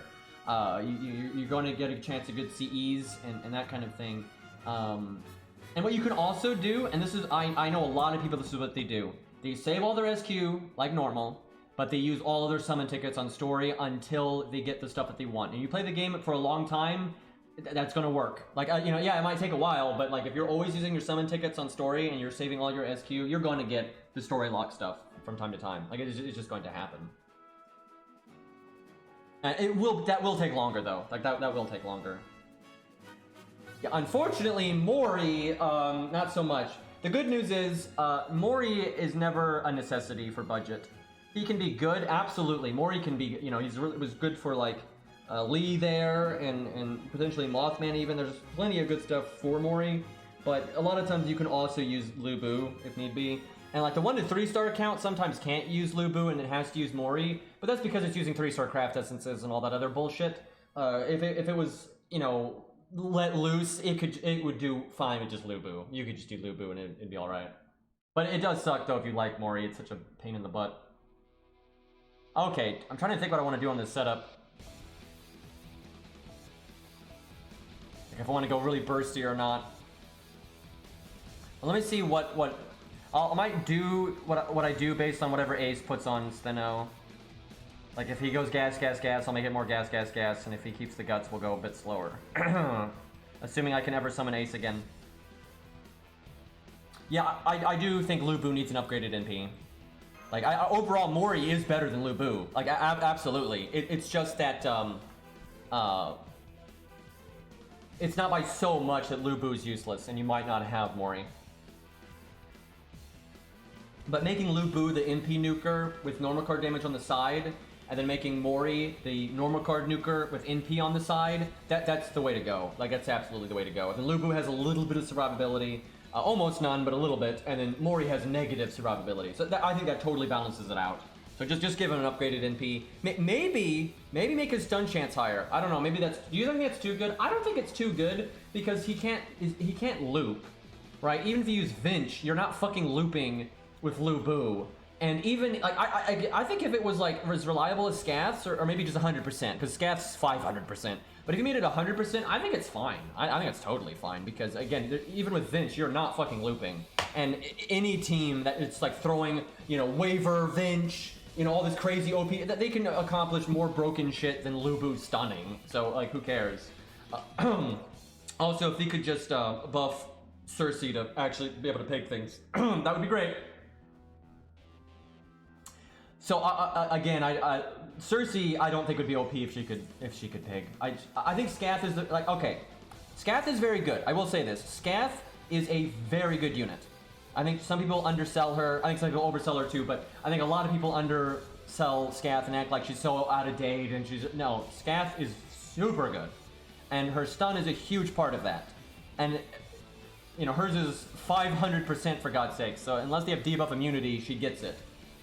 However, it's not. I don't think Scath is OP. Now, if they had changed her a bit, she probably could be. But I think she's totally fine. She's just very, very, very good. So I don't see the problem with Cersei being able to pig. I just don't see the problem. I literally don't see the problem. I don't know. Maybe I will say this. Maybe with Caster Artoria, that might be too much. But that's more of Caster Artoria being the problem, because if you do like Caster Artoria, Poster Girl, Switch Mystic Code, Nero Bride, Waver, and you're able to see that much. That is kind of busted, but her damage is still behind in that kind of stuff, so I still don't think it's that bad.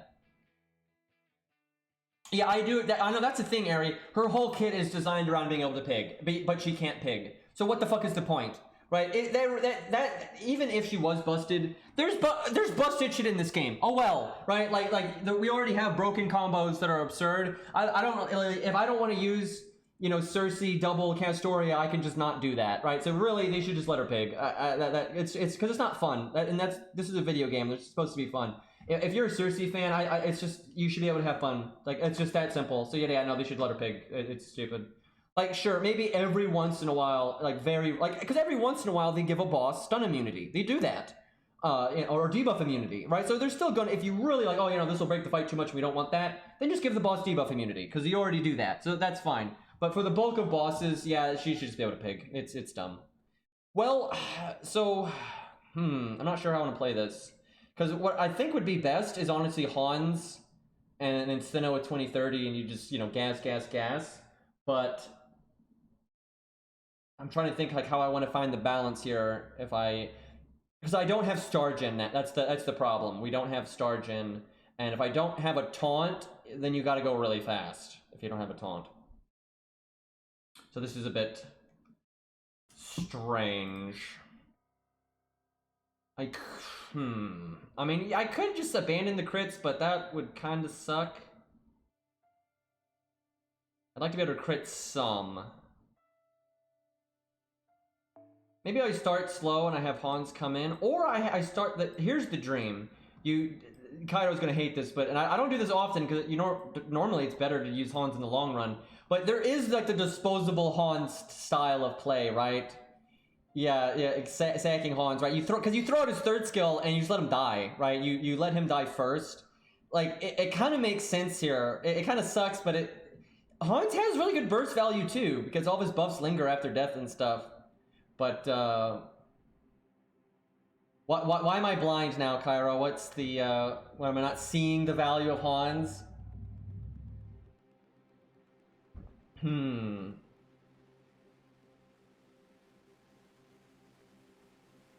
It does feel bad to use Hans in this way, but it's pretty good. Like, I gotta say, it's pretty fucking good here.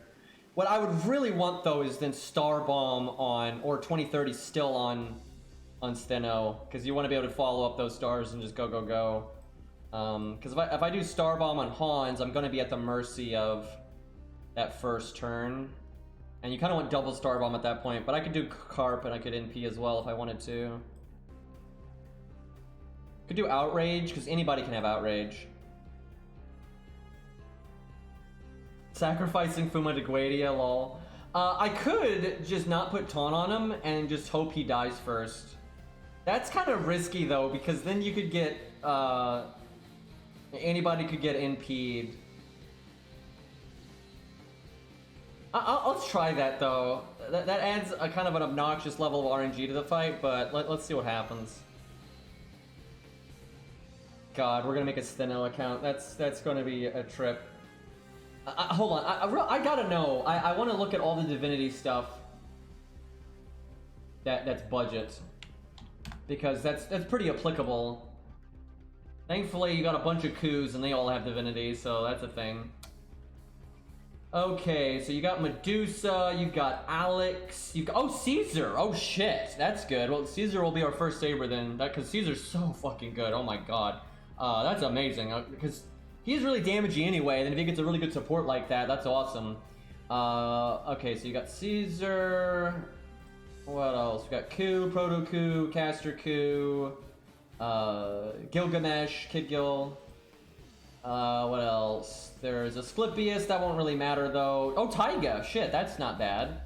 That's not bad at all. That's it though. You've got some gaps in your lineup there. There's absolutely some gaps in your lineup there. So we'll just have to either summon support sometimes that have divinity, or we'll have to hope just get lucky and get some of the gold ones. Because there's, good lord, there's plenty of gold servants with divinity. That's gonna be interesting though. I'm definitely leveling Caesar though. That's gonna be a really fun combo. Maybe we do Taiga. Maybe we make Taiga our Lancer. Although she's story locked too, so that's a whole shtick. It just makes sense to do Ku again. Like, I know it's so boring. I don't know. Well, if they could just buff Proto Ku, I'll make it Proto Ku. We'll probably make the account after the anniversary, like when things slow down. After Lost Belt 6, actually, is probably when we'll do it. So maybe Proto Ku gets the 3-star Lancer buff, and then we just make it Proto Ku. But can we get an animation update then? Who will you pick for the SSR ticket on that account? Does it last forever? I haven't really looked into that. I saw that it's like you get it for beating Fuyuki. So is it yes? Oh Jesus. Damn. I'll probably leave it up to chat then. So I will make a caveat when I stream it, because I'm gonna try to like keep my head and like make the VODs, you know, really digestible and everything, right? You know, try to get the length right and blah blah blah blah, because I want it to be like a good series for playing through the game, right? But I'll make a note that if you really care about gameplay and farming and stuff, you should pick Waver. Like, obviously. If you're going for full efficiency, you pick Waver. However, I'm also going to put the caveat that if you do that, you're a boring bitch, and I think there's a lot more fun things you can do in this game than that, and, you know, farming is temporary, you know. So, yeah, I definitely favor picking the thing that you like or that is fun and having a unique experience. You know, everyone fucking picks Waver, right? Where if you pick, like, Lancer or Toria, you have unique pros and cons that, like, a lot of other people won't. So, doing something different, or just enjoying the character that you like is a lot of the fun. But I don't know what I'm going to pick. I'm going to want to pick something that I either really like or that is good at NP1, because there's no guarantee that you're going to be able to get the thing NP2, or I'll let chat vote, but I don't think I want to let chat vote, because I feel like if I let chat vote, it's just gonna be some stupid shit like Mev. Like, yeah, it's gonna be some stupid shit like Mev, right? And I don't fucking I don't care for this, right? Is Tam pickable? Okay. I really dislike Tam's character, but I will say that would be so much fun. Her gameplay is a blast, and everyone thinks she sucks, but she's god tier. The problem is she's so good, I think it might kill the fun. That's the thing, she's so good. I mean, like, Stheno Tam is and if you get an art divinity DPS, that's amazing. Like, that's an amazing fucking setup. But it's one of those things that a lot of people can't mimic it. I love, the more mimicable my stuff is, you know, the more I like it. It is what it is. I like doing that kind of stuff. But I do that kind of stuff all the time, so I can cut loose if I want to. So I don't know. We'll see. How about you pick 5 and in chat pick from them? I don't mind that. I don't mind that. Because then I could cut out stupid shit that I don't want. I will say though, there is, you know, as a streamer, sometimes you gotta let go and you know, let the chat have what they want, and just you'll experience things that you wouldn't experience otherwise. Like, for example, if chat picks Mev, you know, I would never. There's just no world where I would normally play through this game with Mev as my main rider DPS. That would never happen if it wasn't for chat, right? So you get an interesting experience sometimes because of that, but that's not always worth it, because that also means you have Mev as your main rider DPS, right? So yeah, I don't know. We'll see. 'Cause I'm not sure what we'll do. I need to look at what's selectable. You know what? Hold on. I hate that we're making Stheno wait so long, but there's a lot to think about and talk about with this kind of stuff. So let me take a peek. So this lasts forever. So even on this account, I guess I can wait as long as I want. So no rush. So I'm trying to think what for this account though. I have no idea what I want to take. Because again, Achilles is already in P5. So, oh my god. Chat, on the Herc account, do we pick Lancer or Toria? Because we got her in, dude, that was probably the luckiest thing that's ever happened to me in FGO. I got her in P5 in such a small amount of SQ. But if I pick her, I could get her all of her passive stuff, right? I could pick her and get NP6 and get all of her coins and just, you know, maximum Lancer or Toria, right? Not worth it at all. I mean, it's fun to have like the maximum Lancer or Toria because she's a pretty rare unit to do that with. I don't think it's that stupid. I mean, I don't value 5 stars that much, and getting those extra coins would be pretty cool, I think. I guess it depends on what else is available, though. Yeah, it's true. We don't know, though, if they're going to give coins out for events. We don't know. We really don't know. Okay, as I look through this, I'm going to try to look at this through the lens of all of my accounts. So for this account, even though I'm not a huge Artoria fan, I almost want to take Artoria just because I've never had Artoria on an account at NP2, or I only have her on one account at NP1, for God's sakes. It'd just be an interesting thing to do. Oh, Arjuna. I don't mind Arjuna. Yeah, but we don't know how they're going to handle that, Ari, because, for example, they might not make Lancer or Toria's coins available in an event until she's in an event. And in which case it could take like a year, you know, so, and they might not do it that way, but they might, so they could make it pretty shit. If they're blank ones, that wouldn't be too bad, but yeah, we'll see. I'll probably, for some of my accounts, I'll probably just wait a little while. But so for this account, and then the Herc account, I'm not really sure. I kind of forgot what the Herc account has. I don't know, the Herc account, I'm just really happy playing with my budget units. That's kind of, I don't know how to describe this, chat. It's like, I just like budget units. It's fun. They're like the starter deck, and they're around on all of your accounts, you know, so they've got your back all the time. It's really nice. So, you know, I don't like seek out. Yeah, I know Ari really wants that Nemo, but I don't really seek out the 5 stars unless I really, really like them. But then the ones I really, really like, I already have on my main accounts because I've saved up SQ for years and gotten them, right? So I don't like super desire 5 stars. I just don't, because the ones I really want, I make sure that I get. And then for everything else, there's MasterCard. I mean, there's 1 to 3 stars. I will say Tam is pretty tempting, though, on I don't know which account, but on something, just because I don't even like Tam, but her gameplay is awesome, and it's really unique and fun. Like, it really is. I think her gameplay is really neat. I just feel like if I pick Tam, what's going to happen is I'm still going to do budget teams all the time, and I won't use her. Like, I do that shit a lot. Oh, shit, Anastasia, though. That's a thing. Jack. Lee's pretty awesome. Not going to be cool alter, I can tell you that. I wouldn't mind Joan of Arc because I've got Joan of Arc on every single account, and I don't have her NP2 on any of those accounts, and she's so much better at NP2 because then the defense buff is actually meaningful. That kind of sucks. Yeah, Ricky Tam is pretty good. I picked was Zhang Yu, I would say his name. I picked him last year, so he's already like 10 NP2. So I'm good. Like that's I really like him. He's awesome, but I've been happy with him at that level. Wait, is Vertra pickable? I didn't see her if she was. No? Damn, that sucks. Is it because she's newer? Is that why? I would say Vertra would have been awesome, actually. I tell you, that's like...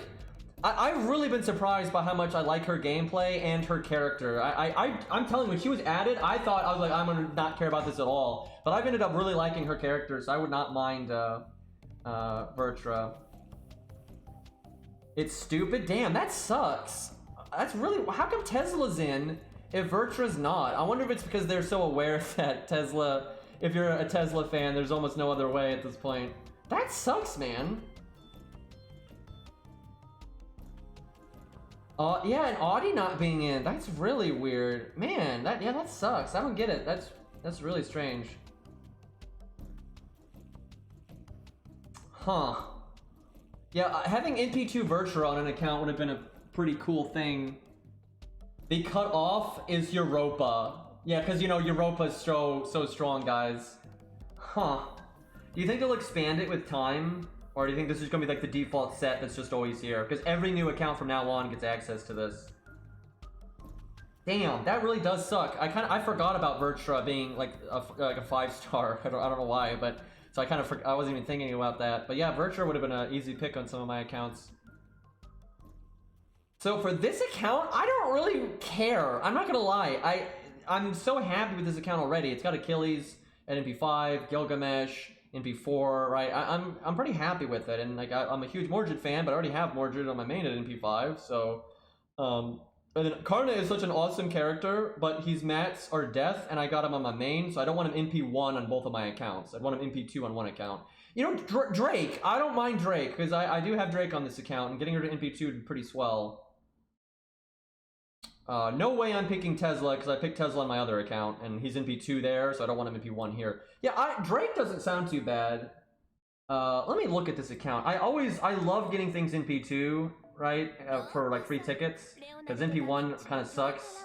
And then I 100%, I never, if I like a 4-star or a 5-star, as long as they're at least NP2, I'm happy.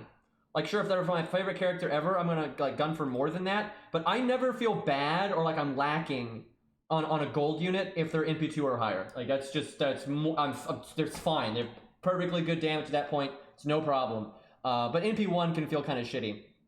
Okay, so it's got Artoria, Drake, Masashi, but she's limited, so it doesn't count. We got Aussie. Aussie's wouldn't hate Aussie. Drake, Aussie are probably the two I'm thinking about the most. Yeah, those two are definitely standing out to me here. Aussie was in there, right? Or wait, was he not? I guess he's not, because... No, I'm not thinking... If it was Lancer Vlad, sure, but I don't think I saw Aussie. Oh, he is? Okay, I'm just blind.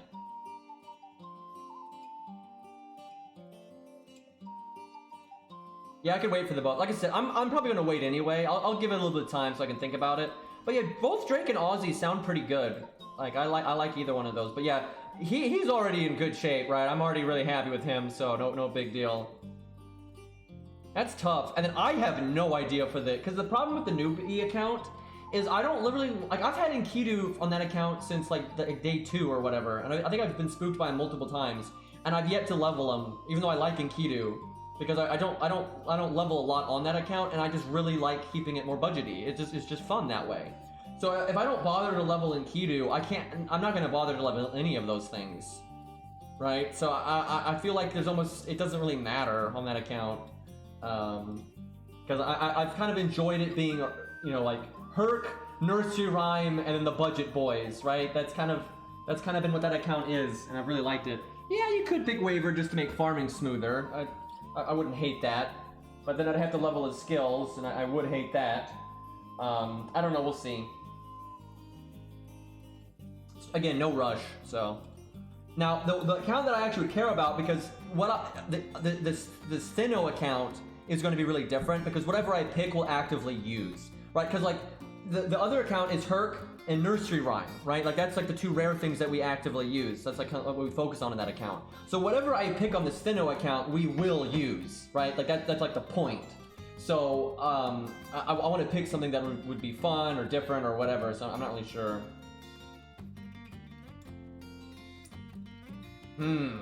Yeah, I don't know. Herc and Nursery Rhyme. That emote combo. Okay, let's go. Let's use some Stheno nonsense here. I've been putting that off forever.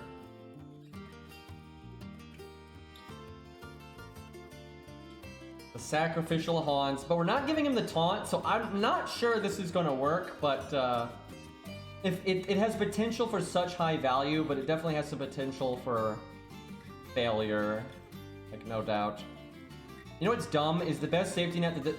Chat, look at all these powerful units. What do you think that we're fighting a beast? What do you think the best like safety net unit is for this account? I got everything you see on the screen here. What do you think is the best safety net unit here? Ku. Yep, it's not even close. It's not. He could put him in the front row, and that's the best. He has guts. If he gets insta death, he'll survive. Right? He has so much damage. He doesn't need the anti-beast thing. Like 100%, you put Ku on this team, you win. Like you win, front or back. It's fine. And he's not 2K photo on this account, where Proto Ku is. Rex, there's that too. Yeah, but that's going like, you know, Castro or Toria cheese at that point, right? Like that's too much there. We wouldn't do that. What do I want to put in the back? Let's see. I guess we're kind of wanting to keep it budget, so.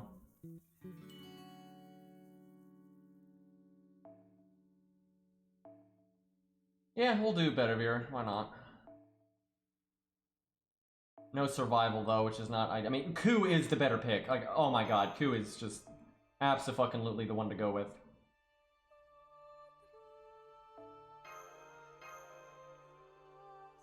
Also, default Mystic Code would be fine, but I'll do Atlas just because, in case we gotta throw out an emergency invulnerability or something. Dude, I really enjoy playing through the game. That's why I want story replay so much, because I can just play through it again with different contexts. And because we could, because if I wouldn't have to waste time leveling things, I'll try going through the whole game with Baldi as our Lancer and stuff like that, and Geronimo, right? Like, so story replay would just be the best fucking thing. And you can also start at America or Camelot. You can skip the stupid shit. Although I will say the stupid shit is more fun when your units are weaker, so you can have fun while doing it. And when your units are weaker, legitimately, like, Hector can be fun, the Demon Pillar and Orleans can be fun. You know, there are, if you don't over level, there are like areas to have fun for sure. So Zeus will be harder, most likely. It depends on what I get, but Hercules was so much help there. Do y'all remember? Like, you know, we still had to min-max the team a little bit, and I'd already gained a lot of knowledge having fought the fight with the 1 to 3 star setup. But, you know, we still had to play well and make a really good team and everything. But Herc was just so much value there. It wasn't that bad. Like, it really was not that bad because of Herc. So without Herc, it'll definitely be harder.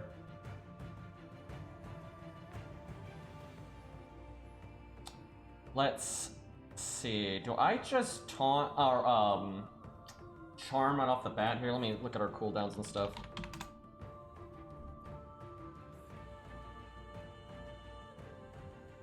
I will definitely grail really unique stuff, though. I'll say that. I will not grail Ku. We'll definitely pick some. That's such a fun thing to do on different accounts, is just focus on things that you don't normally focus on, right? You know, that's definitely what we'll be doing. We'll probably grail Stheno, even though she's a support and doesn't really need it. We'll probably grail her because it's going to be the Stheno account, apparently, so. Like, whatever, like, you know, we grailed Herc, so I feel like we kind of have to.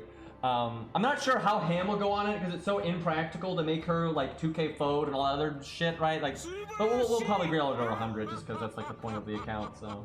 120, I probably won't have the guts to farm that much. And Ghost Flare, thank you for the 15 months, man. I appreciate it. Yeah, so her charm is 100%, so we'll just do that. Like, why not? No need for the drain yet. I think I do this because I want the Star Absorb. An Art Crit would not be bad. God. And then I can do... Okay, yeah, this is nice.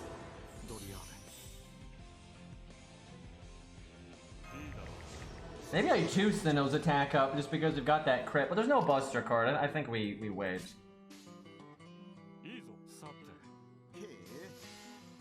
Will I regret not using Hans's second skill? Nope.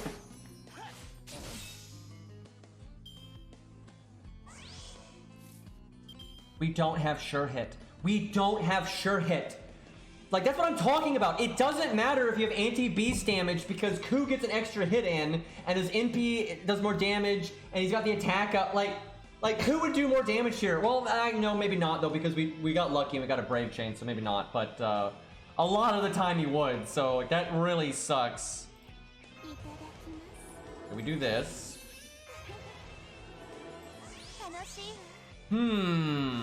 I'd like to do Hans's NP, but I kind of want to take the chain here.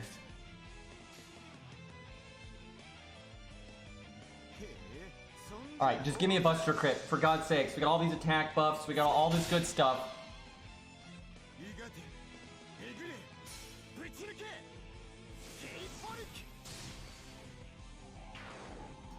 Because, like, you know, 189, that's fine, but it's...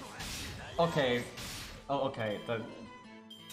The Buster Crit there, that was pretty juicy. I will say, though, a big part of that is Stheno, because Stheno's giving us a 40% attack buff. That last 3 turns, by the way. So, yeah, the Buster there, that was pretty good. Alright, we could Art Chain with Stheno, which is definitely nice, but I think I want to grab that Art card. know, the Arc Chain would have been nice because I could have started building Hans's NP, then done his second skill and maybe NP'd again. I feel like Stheno would have done better on this team as starting NP though, because if she could get her NP without me having to sacrifice a lot for it, that'd be really helpful because it's another damage up and it's buff removal and all that stuff. And like buff removal right now would be so good.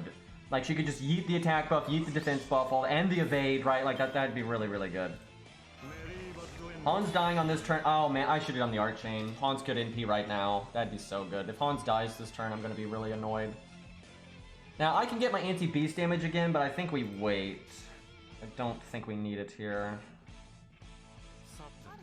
Did I take that 90% crit though? Still got the divine attack up. Yeah, I'll do it. And he's got the defense up though. Maybe I shouldn't have. Going for NP gain might have been better. 22k, it's alright.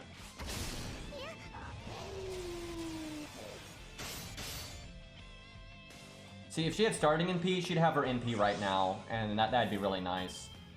Because, unless I'm mistaken, her defense down lasts 3 turns.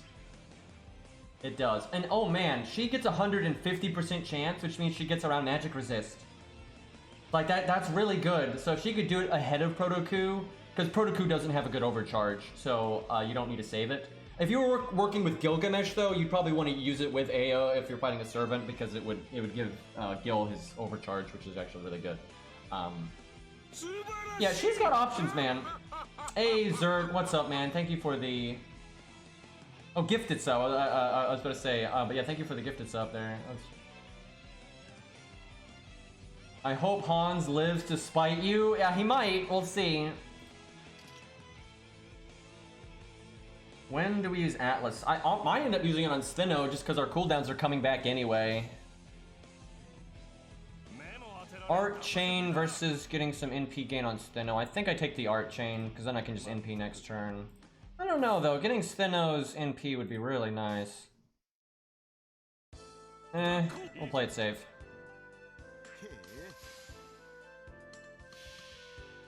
Yeah, so it looks like Stheno, we're stable enough that Stheno does not need the guts, so something like 20-30 or starting NP, like Golden Carp. Golden Carp could have been good, but any starting NP probably would have been fine. The guts is good though. If she does get NP, she'll live, and that's totally fine. And hey Fishy, thank you. 1 year, just casually. Thanks Fishy, I appreciate it. So, Ku does not need to cast his second skill. That's kind of silly, but what are you gonna do? Alright, okay. This is good. Because now we can NP. Oh my god, this is so good.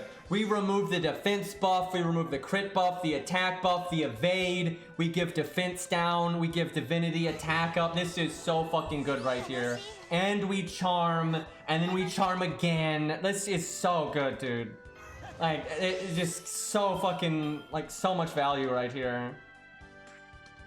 I guess I saved the crit buff just because we don't really have stars yet, but we'll have some stars next turn.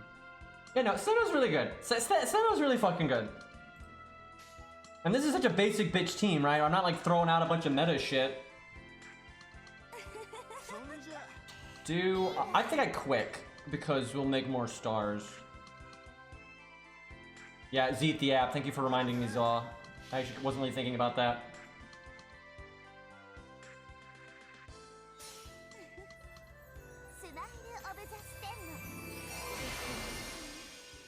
We literally just got rid of all of that nonsense. And we get a 30% damage up, so that's pretty swell. 254? Damn! Dude, that's really good. And here's the thing. She doesn't just give you a bunch of damage, which clearly she does, right? She gives 40, it's 70. She gives 70% damage up for 3 turns. Not 1 turn, 3 turns. But she buys you lots of time because she has double charm. And then she gets her MP easier because of the drain. And that buys you more time because she slows down. This team was way better than I thought. And we don't even have a good CE on her. She could have had like 20-30 or something. Like, Jesus Christ. Like, wow, and you could do this with like plenty of other DPS. You know, Proto is good here because anti-beast, but there's a lot of DPS that will do well here.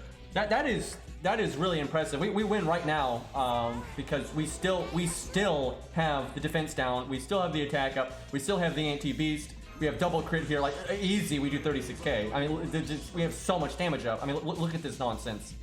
Fuck, and then Hans is totally fine apparently. So I will say,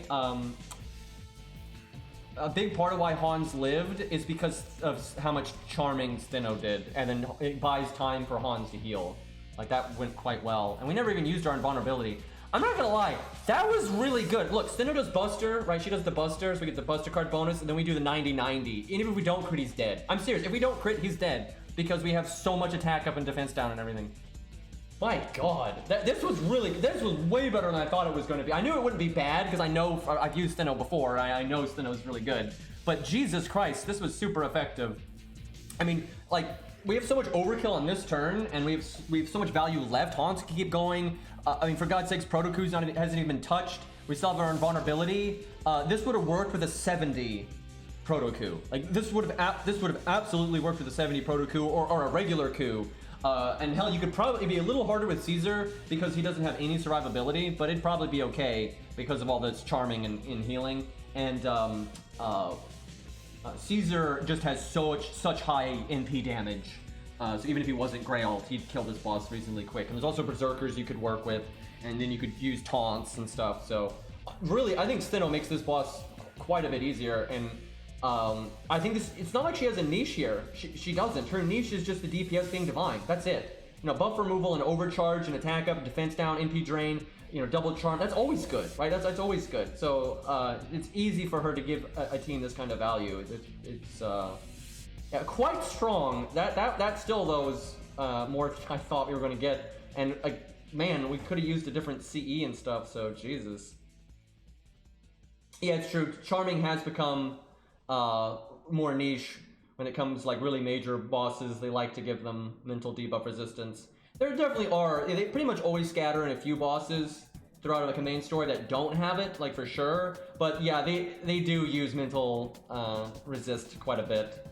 I think they do it a little too much. I get why they do it, but I do think they do it just a little bit too much. But the thing is, they should have never made Uriel in the first place. That's the problem.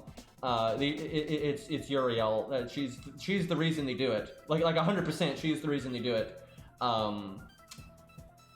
So yeah, if they had never made Uriel that ridiculous, then they could have let mental debuff, you know, slide. But because of her, they kind of spam it. So it is what it is. It is strange to me though that Stheno is that good, and she to this day gets made fun of for being like one of the worst units in the game. And I'm like, what are you fucking talking about?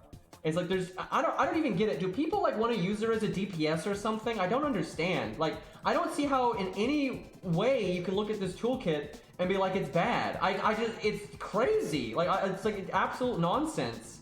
So like the only way I can think of it is like they're trying to use her as like raw Stargin and as a pure DPS, right? That's like, but she's a support, obviously.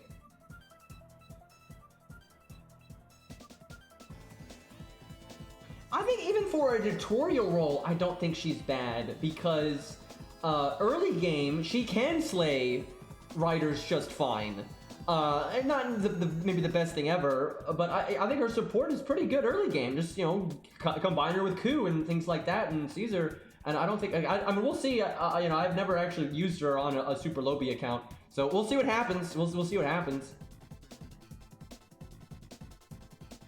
That is true. You do have to get, it does take a while to get her third skill, I think. She might have been one of those old units that had to unlock it.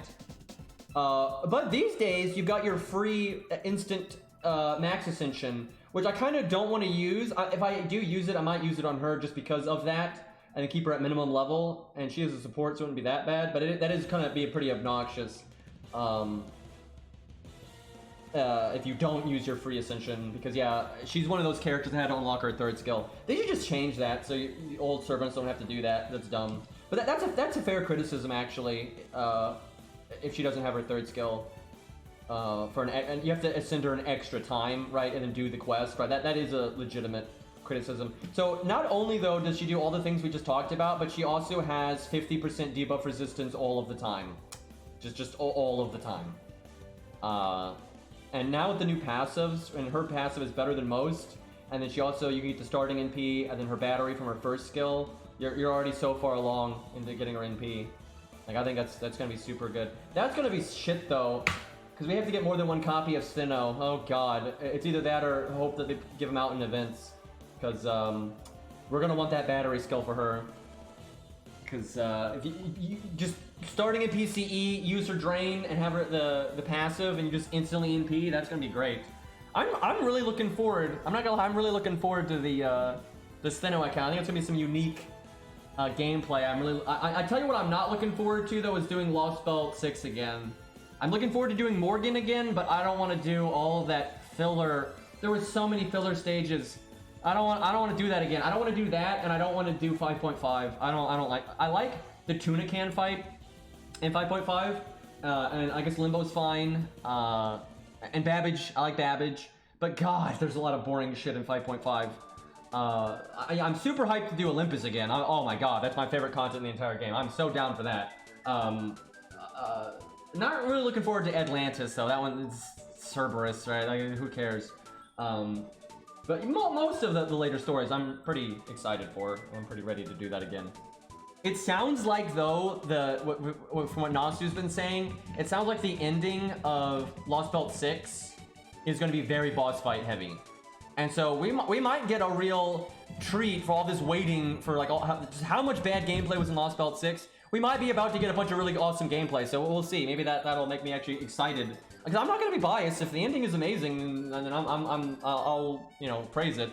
It will suck to have to get through all those filler stages though, because there's a lot.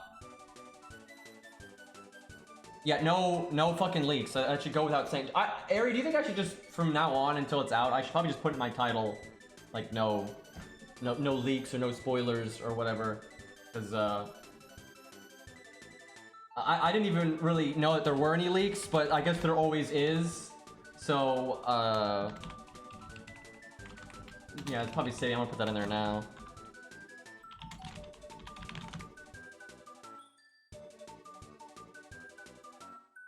There were massive Part 3 leaks today. Oh, fuck. How did that even happen? Oh, I know. I bet you it's because they put the files in the other day. That's probably why. I didn't even think about that. They do that all the time. All the time, they put the files in advance, and then they unlock the content later. That's what happened. So yeah, that's that data mining. Yep, that's probably why. Yep. Okay. Well, I'm gonna avoid the internet like the plague here, not going to the Reddit or any of that. But let's see. Man, I so want to do a bonus stream. I haven't done one in so long, and I want to so bad, but I've really been struggling with my health these last few days, so I should probably just take it easy. Dude, I hate this. I have the motivation and the desire to just stream and like go, man, but I gotta take it easy. So I think we gotta, these last few days it's been tough, so I think I'll take it easy. But I swear we're gonna play some other games and we're gonna mess about. We need to test Mozart more though. We have not really touched Mozart. We should do some more, and we should do more some team stuff with Aussie. I think tomorrow maybe we'll do some Demeter stuff too. I want to fight Demeter more. Probably not Wadim much. The Wadim fight's just not that fun. It's fun to figure it out the first time, right? Like it absolutely, the Wadim fight is fun to figure out the first time, but then it's just really easy. And the more budget you go, the slower it is, and then the faster you go, the less budget it is, which I try to avoid. So I don't find the Wadim fight that fun, which sucks because it's Wadim and he's awesome, but I feel like that fight could have been a lot better. I truly don't think it actually I don't think it was what they wanted it to be. I think they really wanted that to be a really big, memorable fight, and it was story-wise, for sure. But gameplay-wise, I don't think it was really that great, because it's just so easy to survive, right? It's so easy to survive. You can get away with nonsense, but it's got the music and the story was awesome. So I tell you, Olympus is just, that was definitely my favorite FGO story. And even though I tell you, no matter how much DW fucks it up, and if we never get a safety net, I'm gonna be pissed as fuck. and all the stuff that can go wrong in this game. But I'm always gonna remember, you know, the high points of this game, and Olympus is definitely like my, it's such a good story, and I'm hoping that they can reach that high again, right? And that's why I don't give up on FGO, right? Like, I think a lot of my criticisms for this game, you know, they might sound harsh, but I think they're completely fair and reasonable. I stand by them 1,000,000,000%. But I have no interest in quitting the game, because I fucking, you know, when FGO hits its stride, man, they hit their fucking stride, and I always want to be there for that. So, but I seriously, no account system. Like, what is going on here? All right, let's raid somebody though. What do we got available?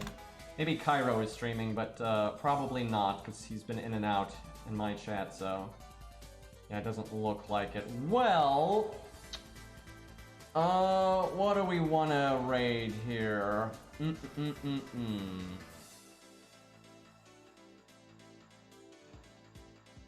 Not a lot of people. Well, there's some people playing FGO. Here we go. Let's raid. Not Zogan. We haven't raided him in a little while. All right, boys. We will do our best to get back at this tomorrow and try to do some Mozart stuff. I wish I could do Mozart against Demature, but I'm not sure I could. Well, maybe I could make that work. I wonder if, like, if his support is so good, he could replace one of the DPSs there. I wonder about that, because, like, with Ricky Boy, that's some synergy. We might try that tomorrow. That's a fun thing to test. Like, replace Ushi with Mozart. Is that good enough? I wonder. That's interesting. Anyway, I will see you all tomorrow, hopefully. Later.